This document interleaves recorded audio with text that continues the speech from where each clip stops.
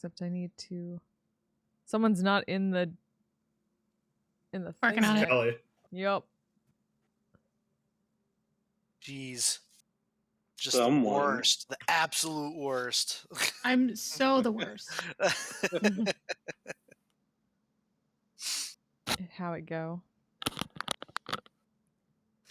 That's it. Take her out back, 30 lashes with a wet noodle. I mean, Seems we don't reasonable. kink shame here, but... And by wet noodle, I mean a water-soaked pool noodle. Thanks for clarifying. Okay. I thought you meant like a pasta noodle. The same sentiment That's- applies, no matter That's for, what. that's for lesser, more misdemeanor-like offenses. Ah.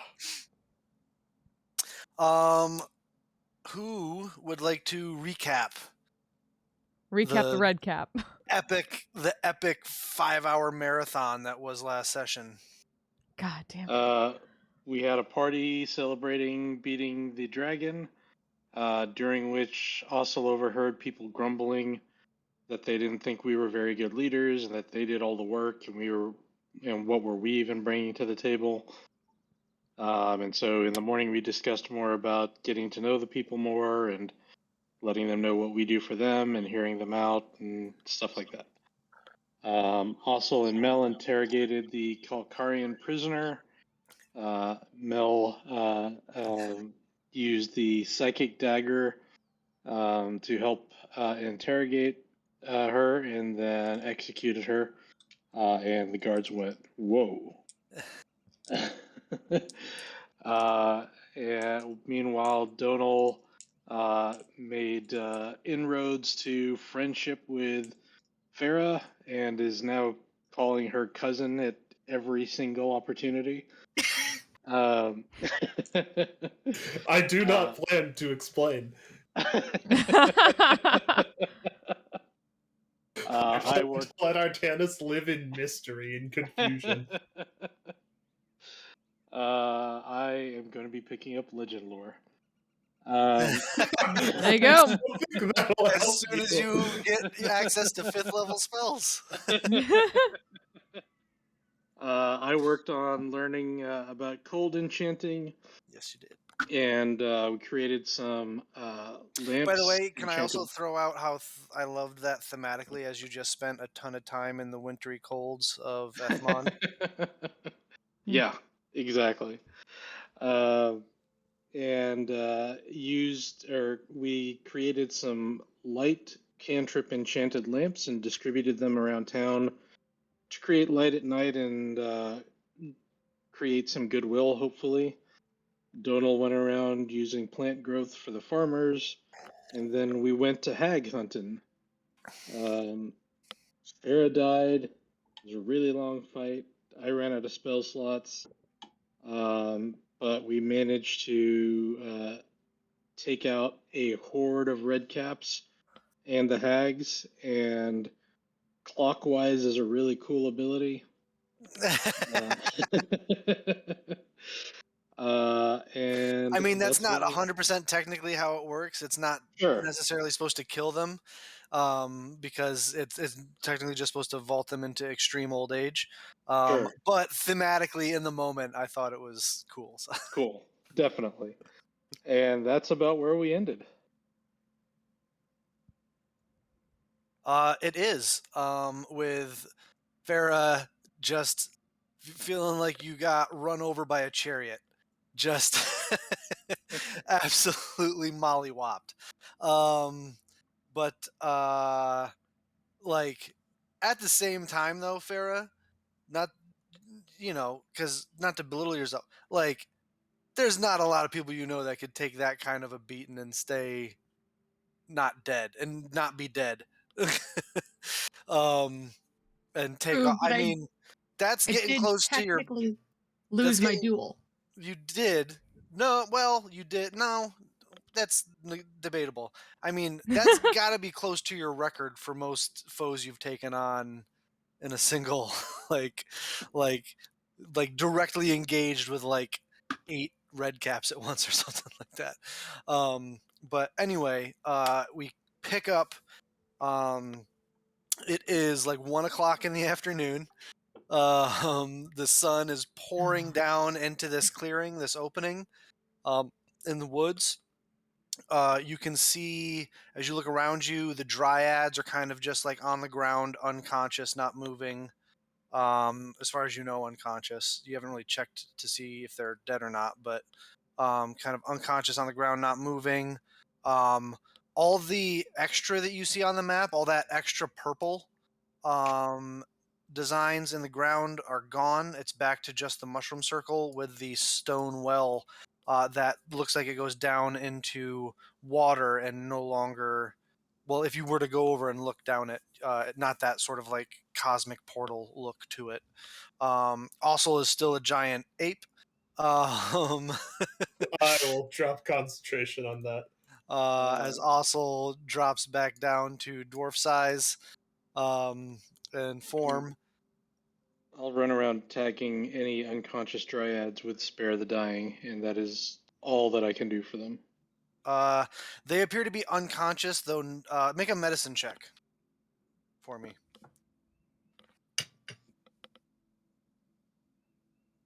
My dice. That's not going to be good. It was a 3 on the die. All right, so they're breathing. They don't appear to be like bleeding out, dying, but they are unconscious. Cool. That's all you got. Well, I will say you just real quick though, just like as in kind of like the fight ending, collecting your thoughts, remembering everything that was going on. Make a quick Arcana check for me to see if you can kind of do a quick crime scene almost sort of analysis of what was going on here, essentially. 19. 19. It was clearly some sort of conjuration ritual.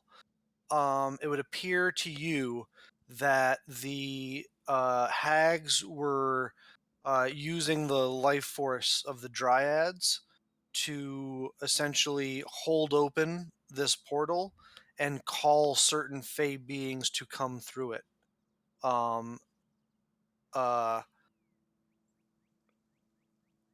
The effects on the Dryads appear to be that it was deeply affecting their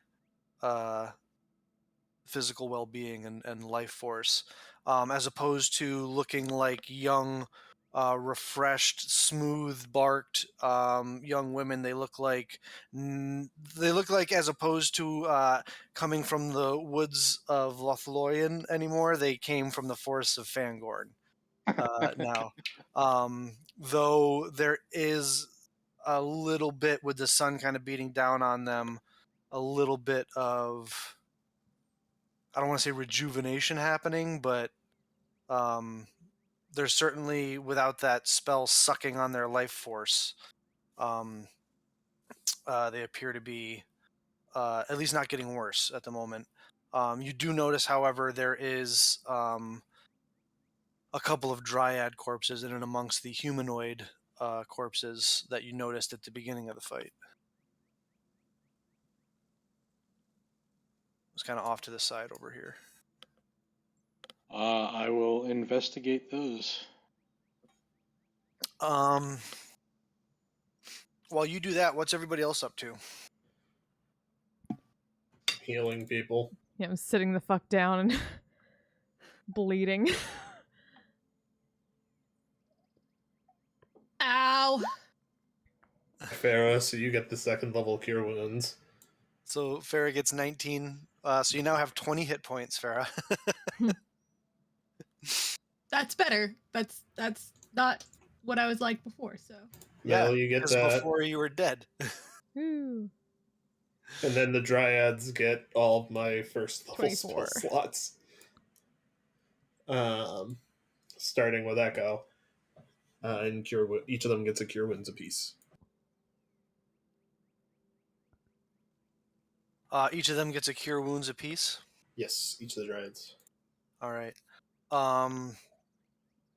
You go around, and as you hit Mother Echo with the first one, her eyes kind of flutter open, and some of her bark is and form is more rejuvenated, though it still looks like she's gone through like almost like an aging process. But she begins to stand and helps go around to as you cast the cure wounds on the different dryads. They begin to stand and kind of collect themselves. The four of them, Hey, Wolfie, how you younger doing? dryads, kind of go over to the pile where Artanis is, and start to try and tend to their fallen sisters.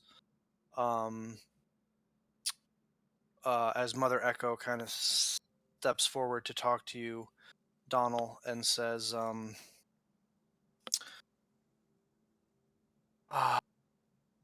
"Thank you. My daughters and I owe you quite a bit."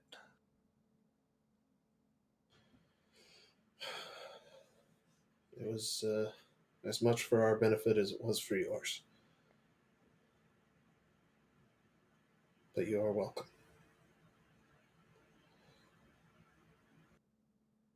Do you know how they... Do you know how many of those things got out into the forest? Escaped from here? No small number. I think the hags were exaggerating when they said in the thousands, but certainly hundreds of them.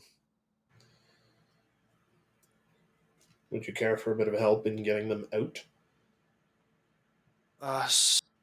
Certainly. We would always appreciate help, but you watch as her feet, you look down as you hear a noise, and her feet are kind of writhing and growing and starting to like sort of root into the ground. And you watch as that happens. Mother Echo begins to like rejuvenate herself more and more so. And you watch as the roots kind of jump out towards some of the nearby trees and intertwine with their roots. And you watch as a couple of those sort of like tree beard, sort of like these maple colored eyes kind of blink open on them, and these ents, like these awakened trees, kind of stand up, like three of them, as they go off into the forest in different directions. And she says, "It will be my daughters and I genuine pleasure to rid your forest of its red cat problem." Alrighty. I appreciate that. Thank She you. says, and when she says "our forest," you get without an insight check, you get that for the first time. Really, she's kind of including she's not just referring to her and her daughters, as she had done always previously in the past. I give her a nod. Thank you. If you have any need of help with ridding them of that, or with anything else to come through the portal, let me know. We will be sure to reach out. We often use the smaller creatures of the forest as our messengers. I know you're familiar with such magics. I am. And indeed, if ever you need us, her eyes kind of flare with this bright, vibrant green, and you watch as a bunch of the trees in the clearing don't awaken, but like on their trunks, you watch as like eyes flare. And she says, "If you ever need of us, we will come to your aid." I appreciate it, Mother Echo.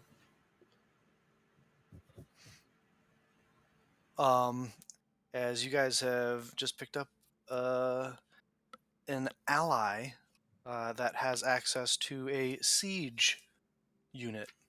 Ooh, Oh, hell fuck. yeah. Awakened trees. Their binding roots ability work as good as any trebuchet or catapult. Hell yeah, baby. They are not. It is not your unit, but you have now allies on the forest who have agreed to offer it to you in any time of need. Essentially, a strong ally. Nice. Is this mushroom circle still intact? Are you asking that in or out of character? Interesting question. I guess out of well, would I know? Would that something be I would know, or just? Well, currently you are investigating the pile of bodies with a bunch of Dryads, Sure. who are kind of pulling 2 of their sisters out, or 3 of their sisters. I'm sorry, out. Just to be clear, I'm not like trying to interfere with Dryad bodies. I'm looking at. I know Artanis well enough to know. I'm sorry. It's So what does the inside of the Dryad look like, Artanis, is what I'm asking. Oh, God. Mapelis it's just the one Dryad. Mapelis is they are kind of tending to her, and you watch as they pull her off to the side, and this as Mother Echo joins them as she finishes with you, Donald. They begin this ritual that kind of biodegrades her and recommits her back to the earth so that her physical form can be nourishment for other plant life to come forth. This beautiful ritual of remembrance and recommitment as the remaining 5 of them embrace each other and draw forth the natural magics of the forest to aid in this process. And you watch Mel as her Hermes, you can only see this, but Hermes essentially comes running up, and they sort of take hands, almost like a dad reaching down to like grab his daughter's hand as they cross the street. And then disappear in a flash off to, you're pretty sure you know where.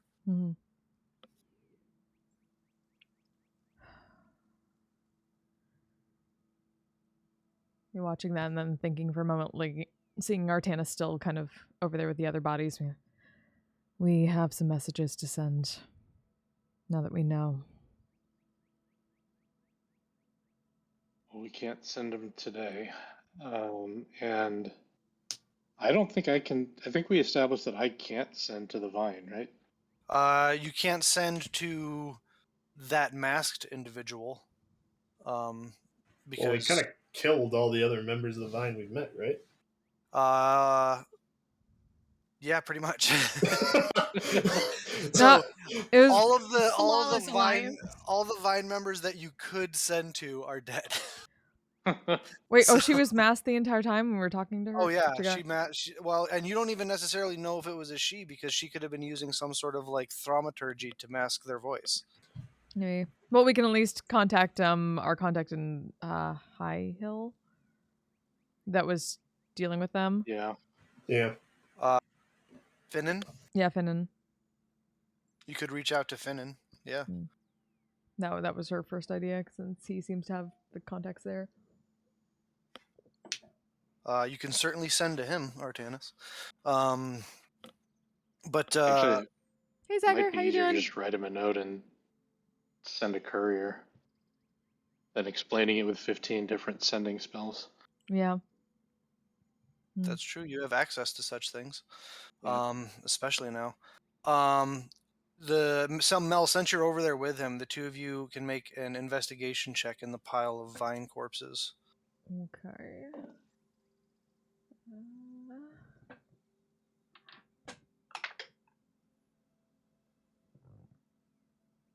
24. 19. Both pretty good. So, Mel, you find like a rolled up parchment on one of them that, as you pull it out and read it, it's appears to be a physical description of Milo, that gnome that you guys had in your dungeon that's been working with Artanis.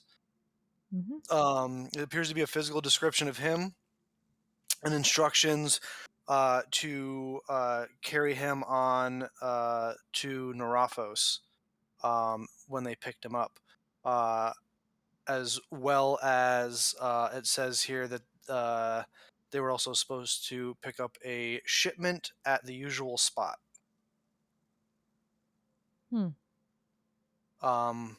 But that's literally word for word what it says. It's basically a physical description of Milo, instructions on where to take him and how to treat him, which it says to treat him, well and make sure that he's taken care of and well taken care of, and where to drop him off in Naraphos, and that there should be someone there to meet them and make the exchange.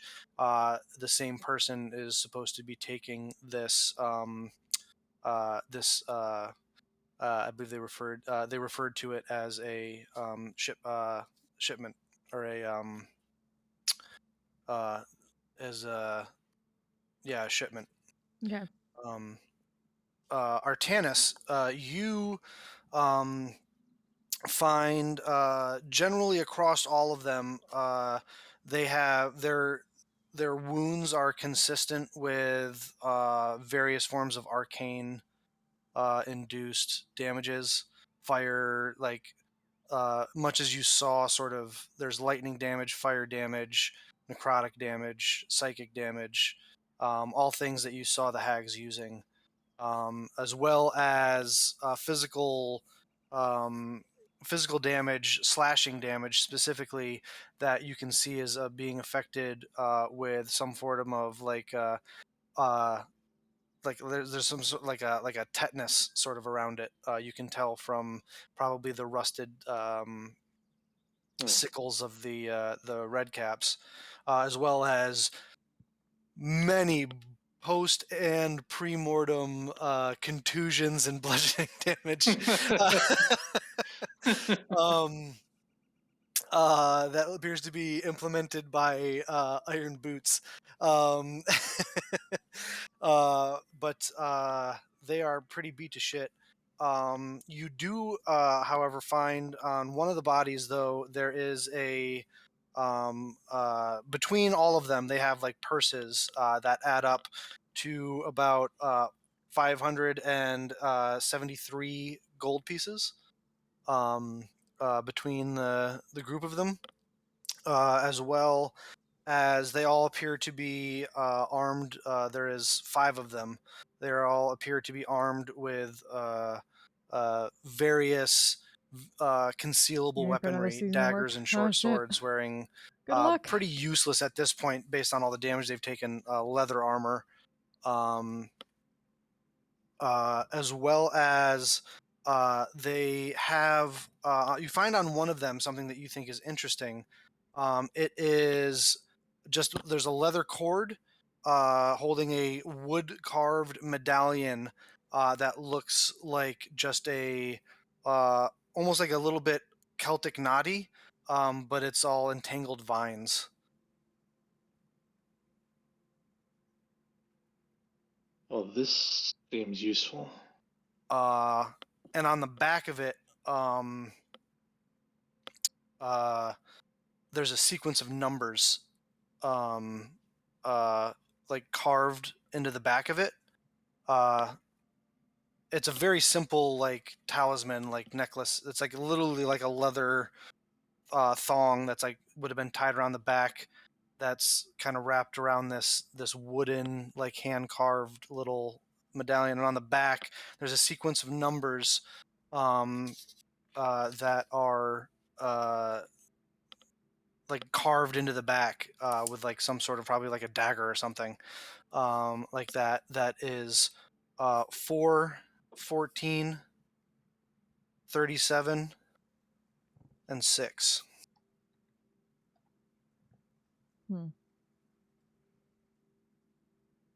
Does that mean anything to me?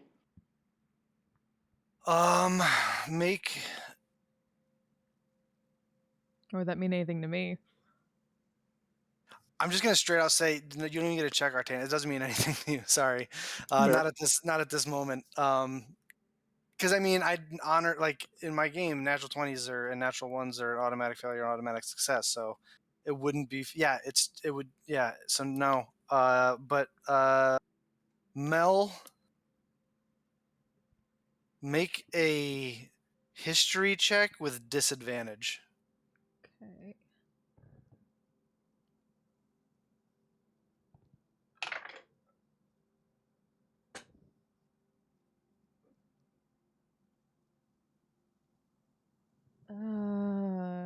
Shoot, 9. 9. You don't. They seem random. You can't see any sort of like. Not like you can't see. There's no sort of like arithmetic to it, Artanis. Like you can't pick up any sort of like meaningful or logical like progression of the numbers or the sequence. It seems like 4 random numbers. Oh, Slick, welcome. To both of you. So while you guys are looking at that, also, what are you up to? You and Farah. What are you two up to? Together or separately? Well, since Damo's not taking care of his retainer, I will. So me and Taco are gonna kill Blurt. No, we're going to. I'm going to send Tocklin and Blurt. If Blurt takes my orders, I don't give a shit whether he does or not. To go out of the forest and kind of set up a patrol on the, like the lumberyard and everything. Because if we have, now we have Ents. So so Red Caps be going in all directions. So let's block off the city. So let's set up a guard station. So you want them to go back and inform the Aspidin Rangers to basically set up a patrol along the tree line of the forest, the southern forest. Okay. You want our 2 badly injured retainers to travel through a forest filled with hundreds of redcaps alone? Mine's gonna make it. Mine's the one with pass without trace. I believe they're both still injured. Yeah, that's why I added badly wounded to that sentence. Oh yeah. Mm-hmm. Blurt has 2 wounds left. I think Tocklin's got like 4. Oh, that's what I would like to do. Whether or not they do it or not and take my orders, Well, that's up to me. No, Tocklin certainly will. He's your retainer. You essentially control him. So if you order him to do that, he will, without complaint or anything. He's like, "All right, I'll be fine. I just gotta. I'm just gonna." And he kind of grabs some dirt and rubs it on like a little burn he had. Oh no! Stop it! Second level cure wounds. Oh, thanks, boss. Captain. Or Queen Admiral. What do you want me to? Do you want me to be that formal and do the whole Queen Admiral thing, or do you prefer? Oh, Awesome's fine. Awesome. All right. Well, I still feel like at least in front of the men and the soldiers and the women and stuff that I should, like Captain or Admiral or something. Queen Admiral is fine. Your Highness is fine, but like everything that's outside that, like, between the 2 of us, I get it. We have a bond that's like, like a a captain and first mate kind of. Because I look up to you in that way. I respect you as a. Anyway, not like that. No, that's weird. Because you can't see this also, but he can see Farah in the background, sort of like smirking a little bit. But he's like, I respect you as a leader and a military commander, is what I'm trying to say. No, I got it. Cool. I'm going to go now and inform the Rangers that they have patrol duty. And he takes so he's back to full on his wounds because it was 2 dice, so that gets taken care of. He gears up with his stuff and takes a couple minutes to get ready, and we'll head off. Donald Blurt comes over and says, "Hey, the Queen Admiral wanted me to go with Talkland back to town to get patrols set up to go along the tree bridge. You want me to do that? Yeah, it's probably for the best. Do your best to make sure Talkland doesn't die on the way.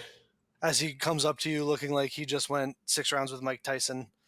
Do I have any healing left? I don't know, do you? That's what I'm looking. I do. Blurk gets one dice of balm because that's all I got. So he gets 1 wound back. Alright. I'm sorry, Blurt. I am tapped out besides that. Don't worry about it. I'm good. Once I get back to town, we'll be fine. Plus, I got and he does the pass without a trace, and he's like, we'll be fine. Alrighty. So he, Blurt goes over and pairs back up with Talkland as they head off into the woods to head back to town.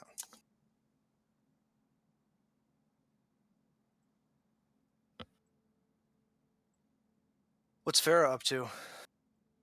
If any, or she's just still laying there, Still laying on the ground. Yeah. Laying on the ground, gathering her thoughts,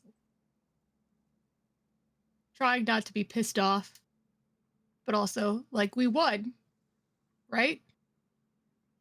We sure did win, cousin. Yep. The group victory is still a victory. Yes. Yep. Don't move too much. You did just die. Yeah, Thanks. that was one hell of a war forgot. zone. Yeah, you probably shouldn't carry like your weaponry back or anything. You should probably give that up to someone to carry for you because you seem quite weak right now. By the Where way- Disney just like from the ground, like holds up her arms, just like flipping her off. By the way, Farah, you are at -4 to everything at the moment. Yep. And that will reduce by 1 every day that you get that you don't exert yourself too much and get a good night's sleep. Right.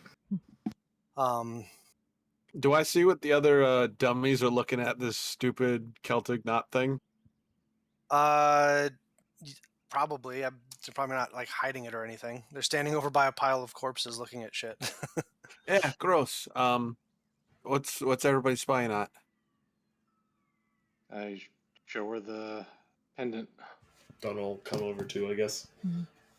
Like my first thought would be like military stuff. It's sort of like a dog tag, like she technically had from that. That was her first guess, but that's all I got.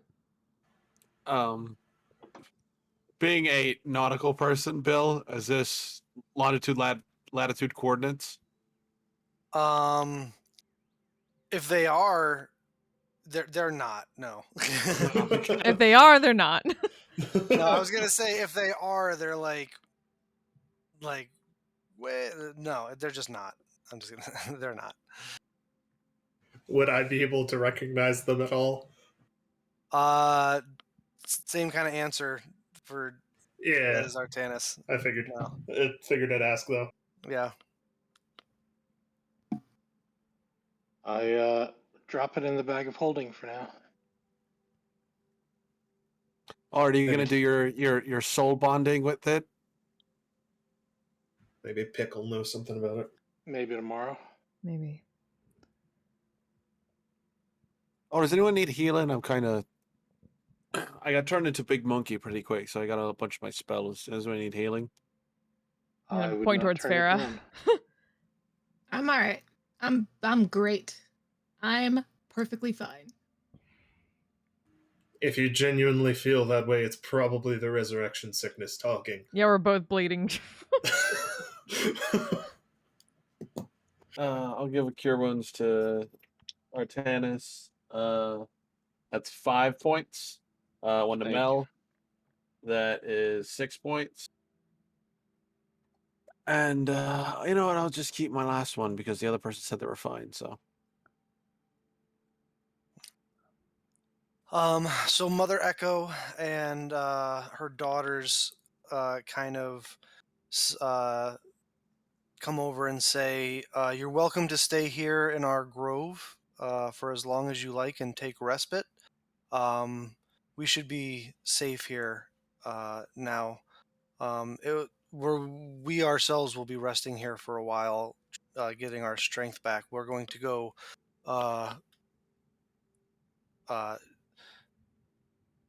join with our trees, and it allows us to recuperate faster. So, but feel free to stay in the grove as long as you need. And she kind of gestures towards one of the trees, and you watch as a bunch of branches on it just sort of bear ripe fruit suddenly. And she says, and feel free to partake if you are in need of nourishment. As she kind of bids you farewell, if there's nothing else you'd like to speak with them about, at least at the moment. And you watch as they each head off to a tree and just kind of like transmute into the trunk and become one with it. Well, Donal, is this a mushroom circle that you can still use? Probably. Yeah, what are we Not looking right at? now? Like, what kind of mushrooms? Is these those Super Mario, like, Don't eat the psychedelic ones? mushrooms. They're very, very much like the almost too much like the sort of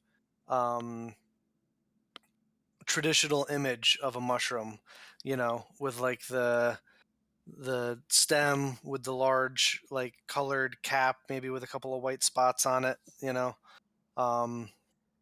they are in this ring or circle around this slightly raised area in the middle of this grove, where they're at the center. There's literally like a stone. It looks like somebody built with a bunch of like natural stones that they found and brought here. A small well that, as you look down it, you can see there's like a pool of water down it.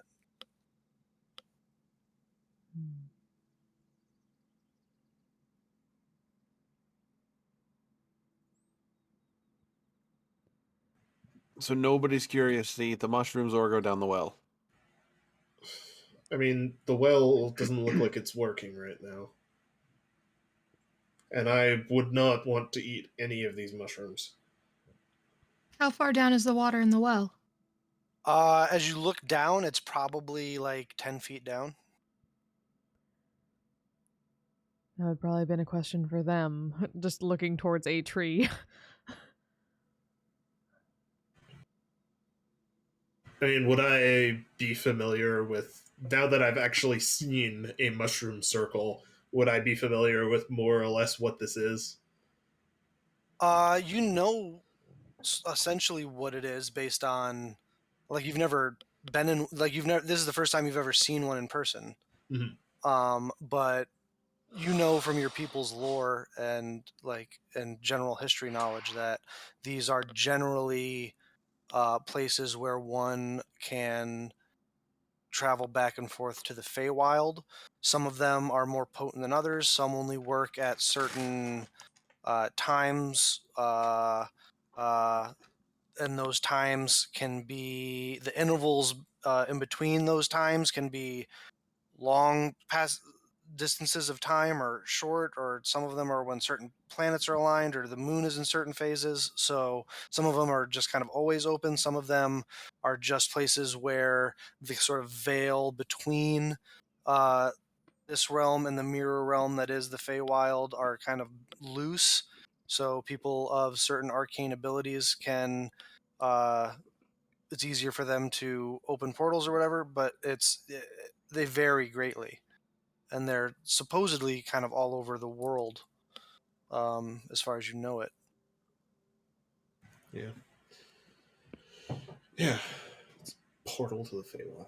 Though without, like, you wouldn't be able to know the particulars of this one without investigating and studying it. Right. I'll share this information with the group. Portal to the Feywild. This would be also essentially your general consensus as well, Artanis, with your knowledge of it from the orders dealing with such thing. Gotcha. You go down the well. When it's active, it'll take you to the Feywild. The mushrooms mark the border of the area, and mark that this is a place where you can make a portal.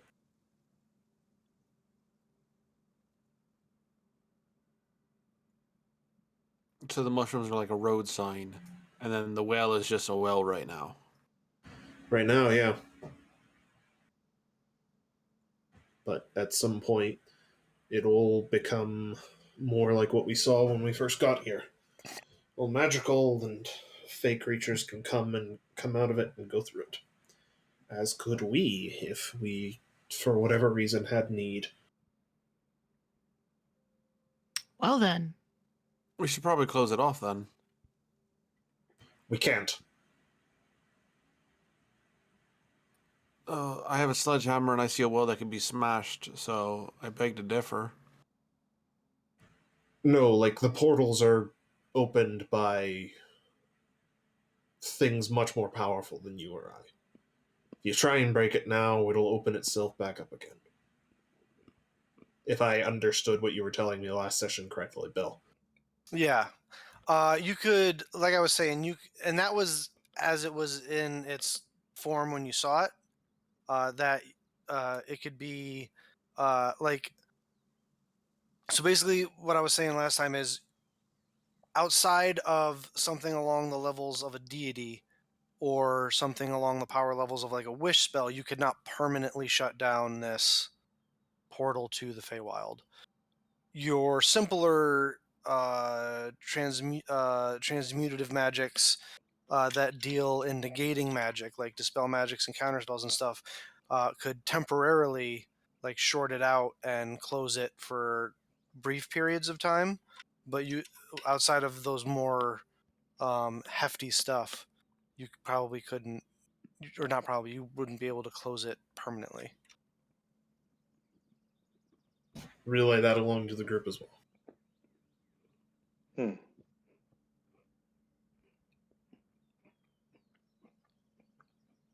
technically speaking, the only beings that you're aware of that have access to such magics as like a wish would be deities and such. So potentially there might be some ancient and powerful dragons out there in the world that might, but I was going to say that we're aware of is like the key words there. yeah. Based on the party's experience with dragons now being these ancient beings that are practically immortal and are innately gifted with arcane abilities. And that keep trying to kill us.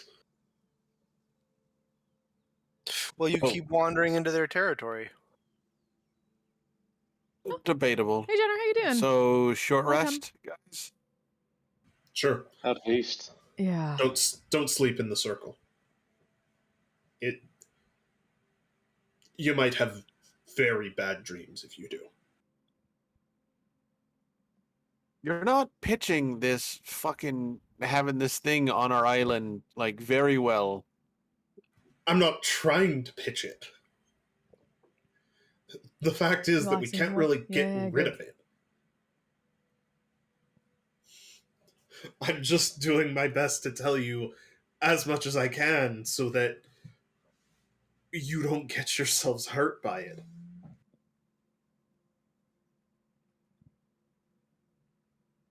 Well, we have a great reason to keep all of our citizens out of the forest, and that's because there's a ton of redcaps in here, so tell everyone to stay out of the fucking forest. Yep. Problem solved. Well, that was always the deal. Yeah. We keep our people out of the forest other than where we've agreed for logging with the Dryads.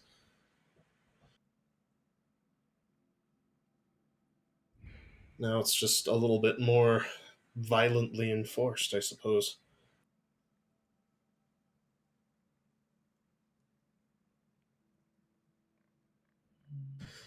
We'll have to make sure everybody understands that when we get back.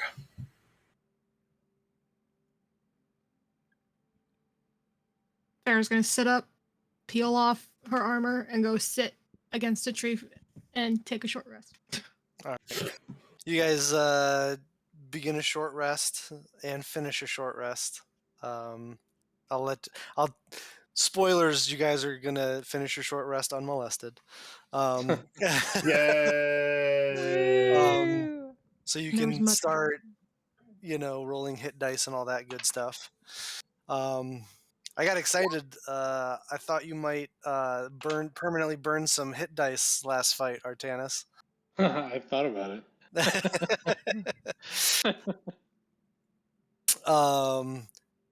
By the way, I don't think I have to explain to you what happens if you burn all of your hit dice, right? Yeah. Okay. Artanis I becomes a wonder. lich. Well, Ooh. all I'll say is it's not good things. But anyway, if there's anything you guys would like to do or converse about over your short rest, please feel free.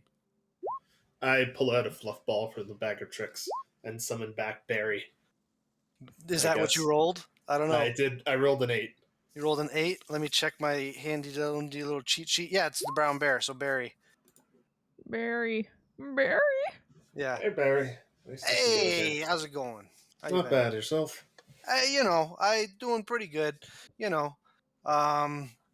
Feywild's all right. A bunch of red caps moved out of the neighborhood and cleared it right up. That was lovely. I'm not gonna lie. Yeah. They were a real drag on the neighborhood, but something I don't know. There was something that they just all en masse decided to leave. It was so good for us. They got summoned. Oh, that happens. Yeah, that happens. They tend to be more of a permanent kind of thing. They don't do the thing like I do, where I'm here for a little bit and then I go back to my, spiritual form in the Feywild. Yeah, so I've gathered. They all got summoned here, I think. This is nice, though. I mean, It aside is. from all the corpses and everything. Yeah, well, the Dryads will get all the corpses eventually. For now, we're just relaxing.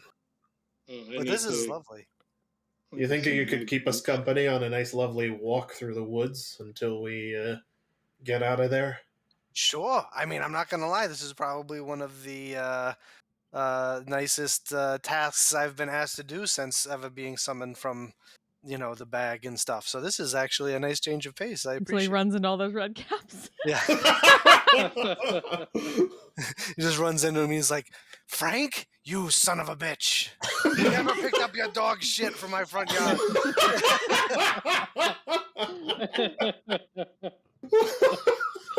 Just when they think I'm out, they pull me back in. Barry's a real Jersey dock worker kind of vibe, strong union man, you know what I mean? Big in the face. Guys. Big in the face, summoned spirit union. He's an important figure. Damn. But you guys, is there any stuff you guys wanted to do over your short rest other than that? Any conversations you want to have, or? At some point, I'd like to claim some hag stuff. Well, there's only one hag corpse there, because Cool. two of them were incinerated. One with a moonbeam and the other with a codex. Yeah, you're welcome. I just punched it to death. There is the one there. I will say this: you do find that sort of crystal eye thing they were using, which you recognize as a hag's eye, which can be easily crafted into some sort of the official magic item crystal ball. Like you could convert it into a crystal ball for divination magics, for scrying and stuff. If you just search for crystal balls in the there are varying levels of them that are easier or more difficult to enchant. But if you look in the DMG, I believe they are in there. Or search it on D&D Beyond. I'd like to just also take its head. That one is easily. I'm just saying, without any roll or something, you can just pocket that. That's like a free. That's like a freebie. As per usual, we'll have a scaled check here for dissecting the hag. So there's the same DC as usual. 15 gets you 1, 20 get you 2 of them, 25 get you 3, 30 get you 4. The items that are sought after are hag's heart, a hag's tongue, a hag's nose for obvious reasons, and a hag's blood. Cool. And you will get to, as usual, depending on how you roll, choose.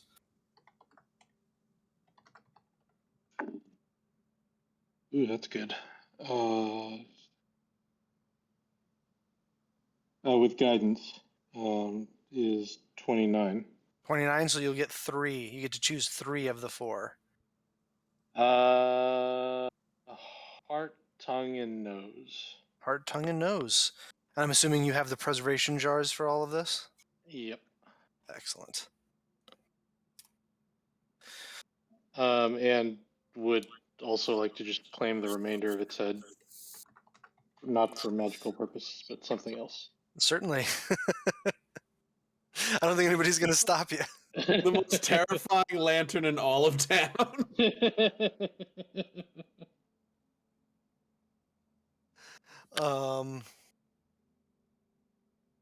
I'm just thinking of all the cool shit you might be able to do with a hag's skull. Coffee I've got cup. a more important use for it.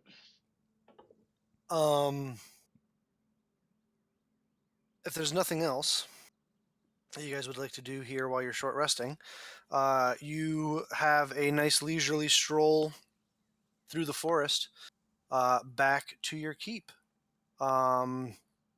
It does take several hours, and so Barry is happy to go with you, though.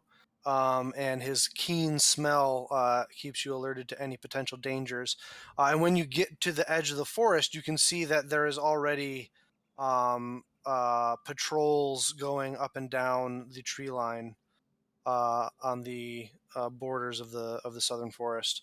The Aspidin Rangers are already into that, as we are going to jump into our sort of island themed sort of like free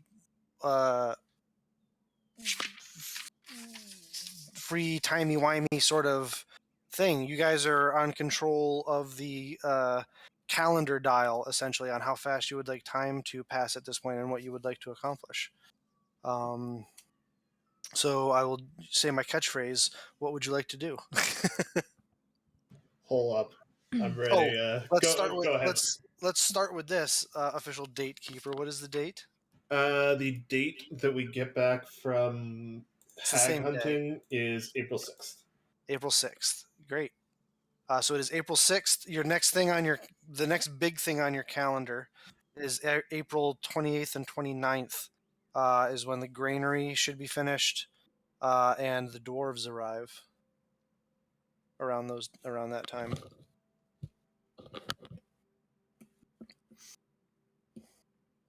So what would you like to do? Do you guys want to campaign for a week and be like, hey, we're setting up a town hall thing in a week, and you could express grievances, and we're gonna announce you could elect a town official because we're a shadow government. I mean, Doodle's planning to spend at least his mornings just with a sign up and at a desk with a sign in front of it in the market saying, "Come tell me your grievances." Well, there is Aspida is doing great. Change my mind. Oh God. To rinse that image out of my mind. I will say you guys are aware of the tradition of, and almost any government style, even if it was just like a monarchy, of there's usually a time set up where the people can come and petition their rulers with whatever grievances or problems they might be having. In the interim, there's a couple of things that I'd like to do before that day. I mean, it's all up to you guys, so you tell me. Well, I'd like to get a note to Finnan the following day using Galder's Speedy Courier. Basically asking him to pass along a message to any Vine contacts he has, and explain to him that, the hags had invaded the forest and were killing any intruders, including the Vine people. And we have cleared it out, and made it safe once again. And I would like to put a hag's head in a jar as evidence and a token of creature to pass along of creature that killed their people. All right. Remind me, with that spell, you don't get a response, right? No, it just appears. Yeah, it appears there at the person. For sure. But yeah, so you're totally able to do that. And then I'll probably send to him, and just to give him an opportunity to get me a quick message if he has any immediate concerns about being able to do that.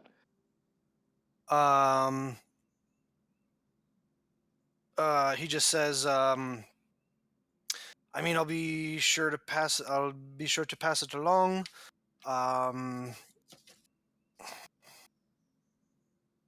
Though I'm not gonna lie, things are starting to get difficult here in High Hill. How so? As you burn another spell slot. Yep. He says the Calcarians are really cracking down. They've gotten in reinforcements, and there's some sort of agent that is unlike any they've sent before. My people can't track them.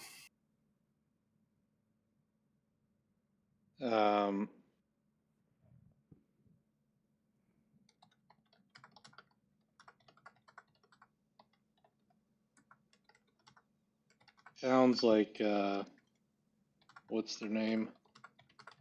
Hortensia. I'll let him know that I'll discuss with the others and Get back to him? Get back to him. Yeah. All right. He says, thanks. Any intel you might have would be invaluable. Yeah. And then the other thing I'd like to do is inanimate memory on that Vine medallion. On the Vine medallion? All right. You go through the 24-hour ritual. Yep. And as you finish it in that sort of fever dream of being deprived of trance and food and water, your vision picks up from like someone's wearing a GoPro almost, from right here. As Is this fucking Vine member a vlogger? This is the worst. that's just where the talisman sits on there, because it's from the perspective of the object. So one of those cats wearing a collar with a camera on it. yeah.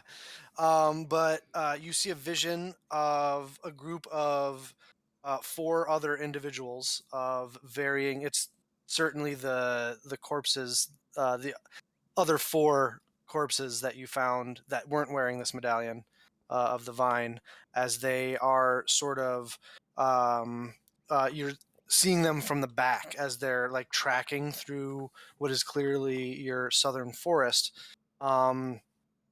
until they arrive at a small clearing where there's this decrepit old stump, and they walk up to it, and it appears to have a false top. As they open it up, reach in, somebody pulls out a large canvas sack that's probably the size of like a big hockey bag, and they pull it out. There appears to be some heft to it, as The big orc in the party is the one that like hefts it over their shoulder, and you can see them tracking back the direction they came through the forest, but taking a different route a little bit further in another direction as they come into a familiar clearing, and you watch from the perspective of the medallion as there's like a fiery explosion, and then it goes blank. Cool. Well, once I am rested, I will share that information, including my best estimate of where the dead drop site was with Make the a group. survival check. Okay. With guidance.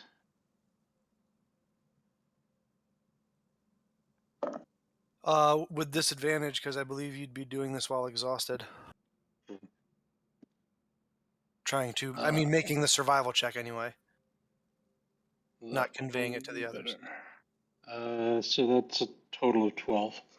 Total of 12.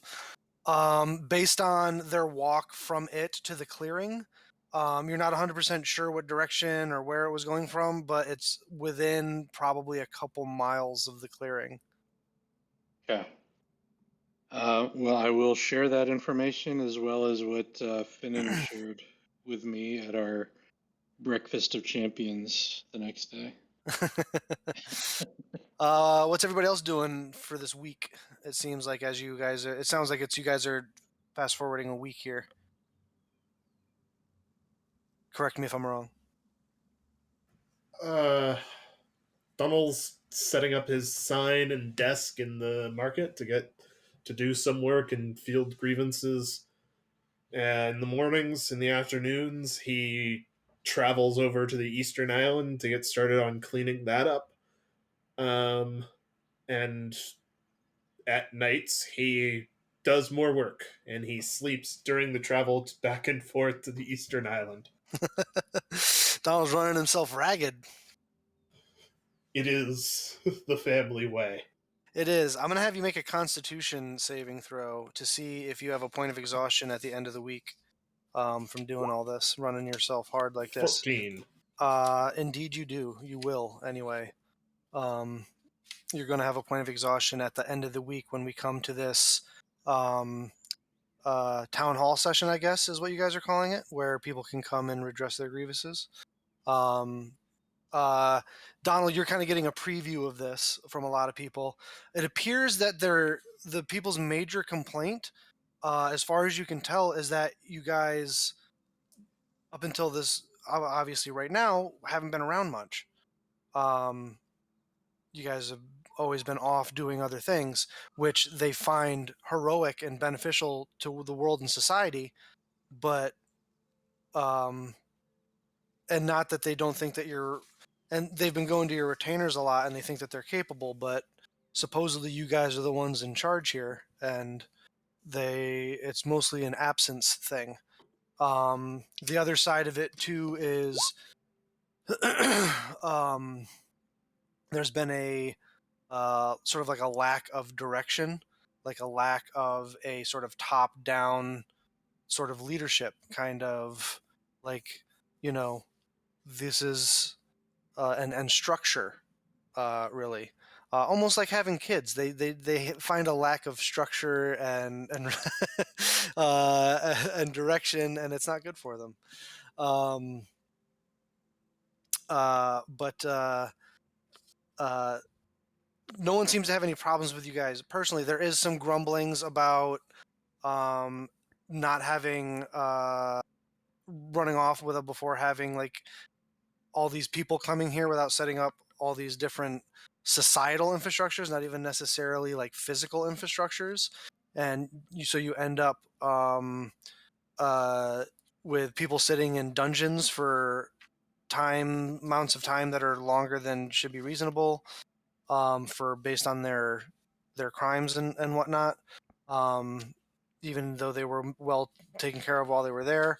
Make an insight check, or not an insight check, a perception check for me. This is before your exhaustion. 21, I guess. This is, it's before your exhaustion. So, 21. You do hear you do catch like when you're away from the table and kind of just trying to walk amongst the people to kind of, not necessarily eavesdrop, but just sort of be in public places and kind of hear what people are saying without it being too unofficial. You know what I mean? There are a lot of rumors flying around about um, prisoners in the dungeon being executed without public trials or anything like that.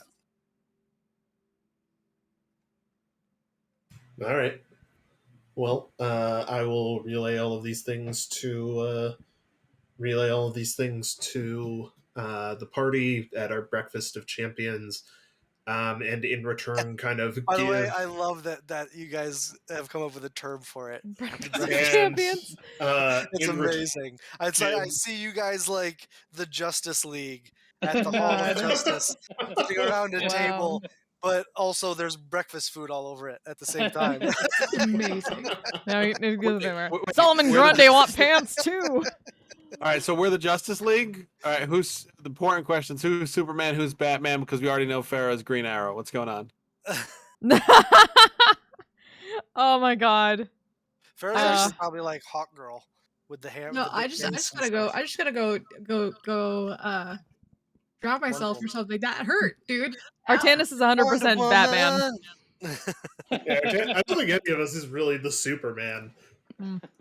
That cuts deeper than the Jersey Shore thing earlier, man. Anyway, what's everyone else up to during this?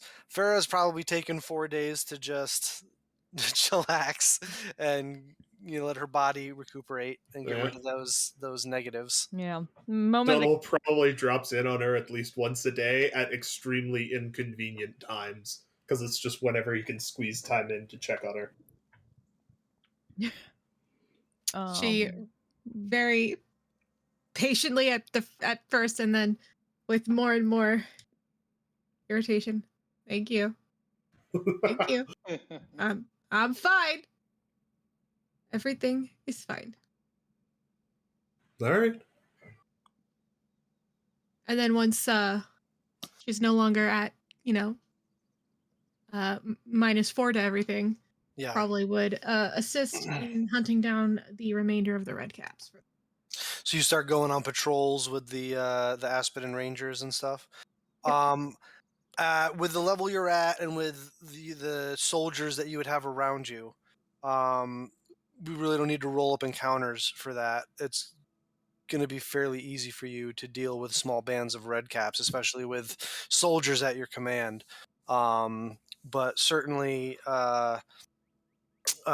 you go out and sort of heal your body and your ego a little bit by beating up some red caps and just absolutely splattering their brains all over the southern forest. Unfortunately, you're only able to find like bands of like 3 to 5 at a time.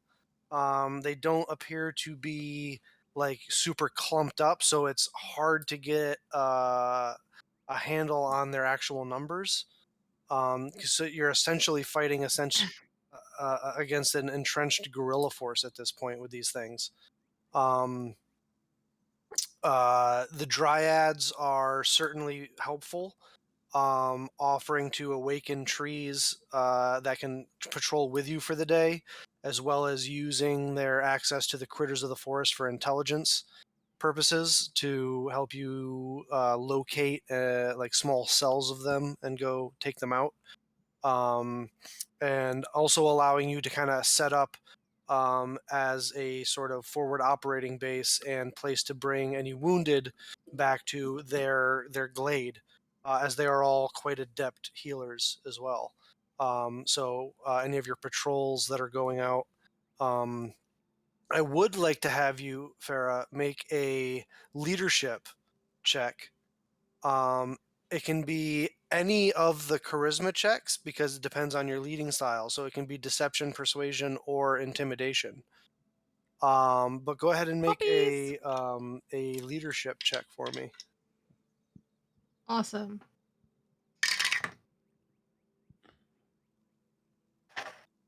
Oh, that's a 19. 24. Nice. Woo! 20. What skill did you go with, by the way? I'm proficient in both persuasion and intimidation. So what? So yeah. So it depends on, because you can be a leader in all three of those ways. So not deception. Definitely not. I'm gonna go with probably intimidation, just Sweet. because she's still really pissed off. Yeah. And doesn't have the capacity to be inspiring or kind to anyone at the moment. She just wants to kill all of the things. She's the hard ass drill sergeant at the moment. Yeah. Sure. But yeah, that's a really good roll. But all of the rangers seem to be taking, and you're familiar with a lot of them too from your time, and as a lot of them were in the Al Rawam military. You do get the sense though that they are just kind of like this light infantry and don't really have a sense. It feels more like a militia than a full unit. They have a variety of skill sets and stuff, and you just kind of get this sense that with the Dwarven Marines coming, who have a very specific skill set, they're a light to medium aquatic infantry that's good at fast, hard hits, and good at ship-to-ship combat and landing on beaches and taking beaches. Whereas this group is kind of having a hard time finding their identity because they've been pulled from so many different aspects of what was the Al Rawam military. There's bunches of archers, there's a bunch of infantrymen, there's some cavalry people that don't really have access to mounts at the moment, so they're kind of, it's like, it's learning to fight non-mounted and stuff.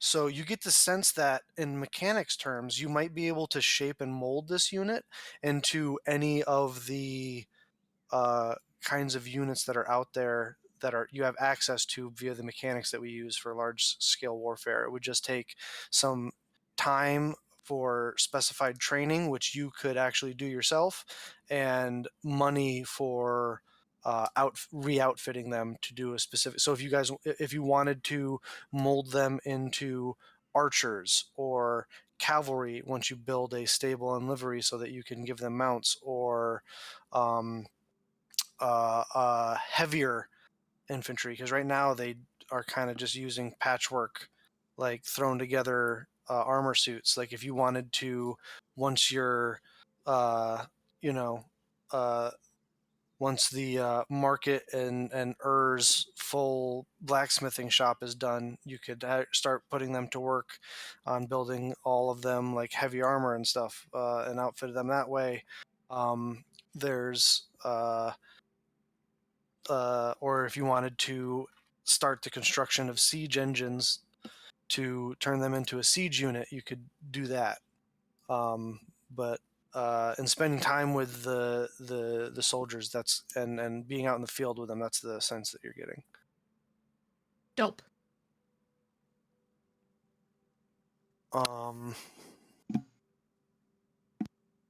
Everybody else? Anybody else? I mean, as soon as we got back, Mel would explain everything that went on there to Pick, and also ask about that bracelet band with the numbers on it, if he has any ideas. Oh, the talisman? Yeah. The necklace talisman? Yeah. He looks at it, and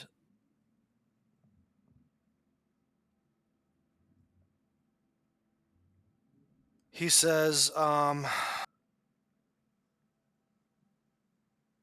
I think it's some sort of... Huh. Could I spend some time with this? Yeah, I don't think I know mine. Alright, I just want to check with some old contacts of mine. Please. He goes off for a couple days. You actually don't even see him for a couple days. Fuck. But he comes back, like on that day where you're starting to be like, okay, I'm gonna go look for him now. Okay, like, oh shit, I can't juggle all this shit. Yeah. Wait, what's the 4 pieces of good news and the 4 pieces of bad news, Bill? Nick has a very unique way of talking about that. But eventually he comes back and he says, I talked to some of my old intelligence contacts from Al Rawam who, these are mile markers.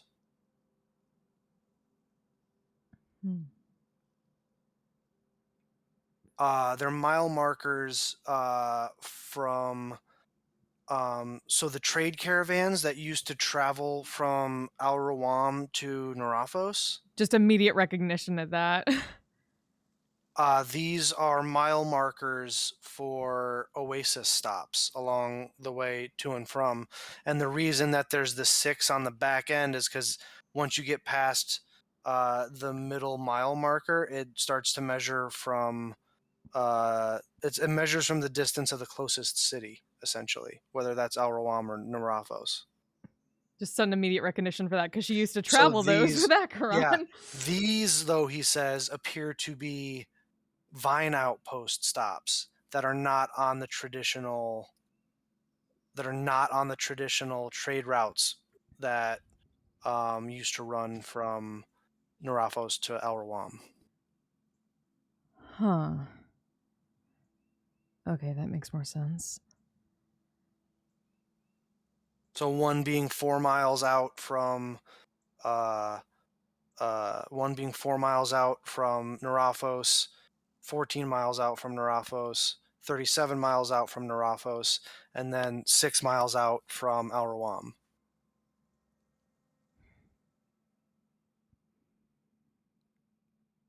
So potential places to get in contact with some of them if Artanis's information doesn't get through. Potentially. They would be not huge outposts, but certainly small cells there with a way to contact higher-ups. There's still a lot of smuggling going on that route ever since, Yeah. Oh, that's a good start. Just claps on the shoulder. Good work. Thanks. Yeah. And he just looks, he's like, did you do any of the paperwork? And he goes, and he just walks over and just dives in. Just absolutely, like Scrooge McDuck into a pool of coins. He just dives into the paperwork. Okay.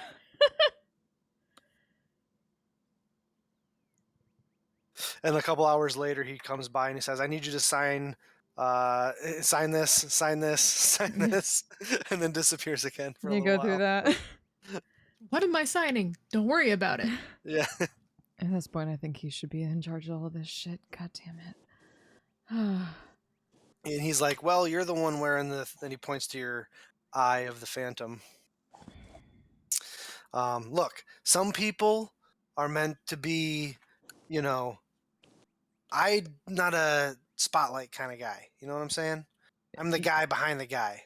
And yeah, Mel just stares at him like, yeah, I'm totally one for the spotlight. That's how this works, right? I mean, it's been working out well for you so far. I don't know about that. Look at where you are. And he gestures to your keep or your temple, wherever this scene happens to be taking place. Yeah. Insert Hamilton reference. God damn. Weren't you like sweating your ass off, practically getting killed almost every day in the jungles of the ivory lizard wilds on that tiny little land bridge not that long ago? Yeah. That's kind of what I'm good at, doing that shit out in the middle of nowhere on my own. Well, there's a flourishing community here. Apparently you seem to be good at that too. Anyway, sign this. Yeah, sign it. Maybe not with some of the rumors that are going around. He kind of knowingly takes a breath and says, look,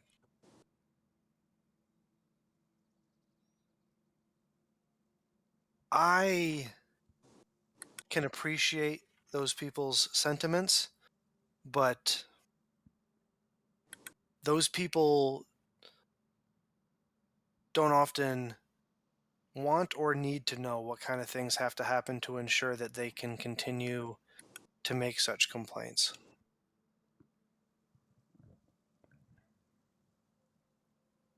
Yeah. Let them vent.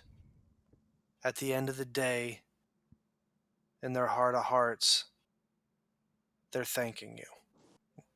Even if they don't know they're thanking you, because they're just thanking probably the gods for the home that they have and the safety that they are enjoying at the moment. But really the thanks goes to people. People who do the work that they don't see. And he kind of gestures to himself and to you.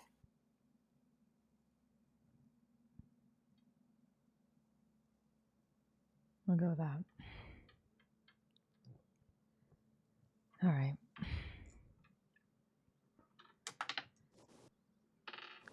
By the way, guys, I'm super proud of myself for restraining myself from doing the Jack Nicholson, man the wall speech from A Few Good Men. I wouldn't have recognized it. Wall. You want me need on that wall. You need me on that wall. Deep down in places you don't talk about at cocktail parties. I'm gonna commend myself for not doing the thing, and then I'm gonna do the thing. No, in the moment, in the scene, like outside of the scene. It's like, Good job, Bill. yeah. Proud of you. Anyway.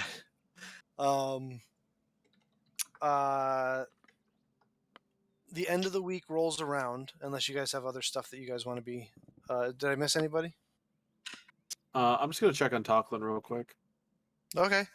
Talklin is going about his usual duties. When you run into him, and he says, as he's, organizing patrols with the Aspidon Rangers, and he says, I was talking with Captain Phoebos the other day. He wants to know when he can start using some of this lumber to build ships. He thinks that it is a particularly good wood, hardy, but still light enough to... He's excited to work with it, is all I'm saying. Yeah, we're trying to get infrastructure done before we start, the ultimate quest. Oh, I get it. I just... If I didn't know if you had a timetable, I could tell him. Well, Donald, I guess, be the one to ask. He's the funds guy. Okay. Was there something you needed, Queen Admiral? Do you mind walking with me for a minute? Sure. You guys walk off to along the tree line.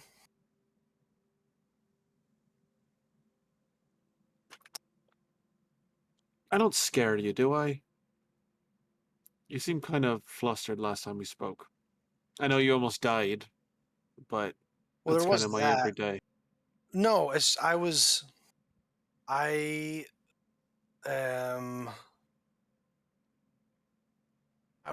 saying those things, and then behind you, Pharaoh was like making a face, and I didn't want you to think, which made me think that I was coming across in a certain way, and I was trying to come across in another way. And so I just wanted to make sure that I was clear about that. I'm sorry. I'm not the super good with the interpersonal talking stuff. So this makes you uncomfortable? No, it doesn't make me uncomfortable. I'm awkward.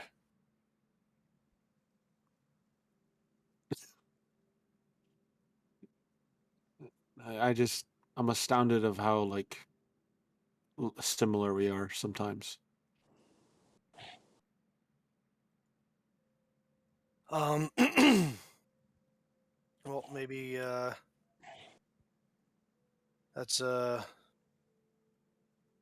guess that's a good thing.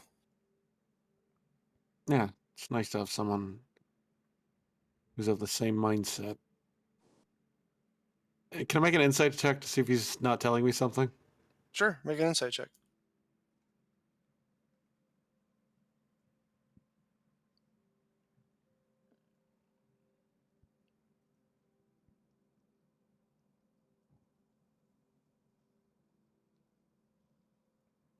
$17.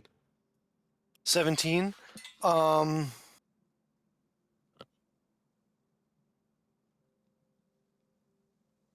So what you're picking up is that he's somehow aware of your disposition towards like relationships and stuff, and is so doesn't want to be come across like it's that, because it's not that. But was looking at Farah's face and thought he was coming across that way. So is not very charismatic, so was stumbling over his words to try and make sure you knew what he understood. Or understood what he was trying to say. I got it. It's not a disposition to like it's not relationship, it's No, coupling. it's not romantic. It's just that he's, he's an old salt and raider, and he's aware of the societal pressures that your shared dwarven culture puts on both all of their people to breed, for lack of, to be sort of blunt about it, and just wanted to make sure that he was he's being very awkward about trying to make sure that he wasn't doing that as well, because he's awkward. Yeah. You don't need to worry about coming off any way if you speak true. Just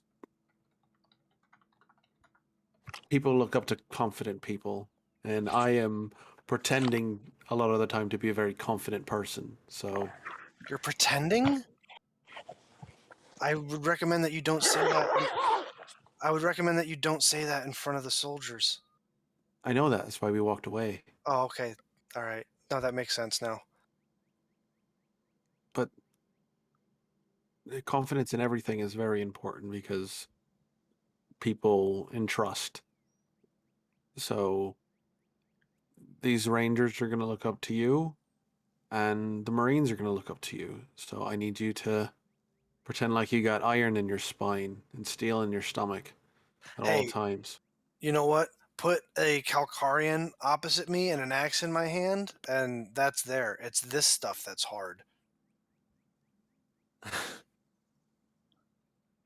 Now, the man that fights with his head will always beat the man that fights with his hands.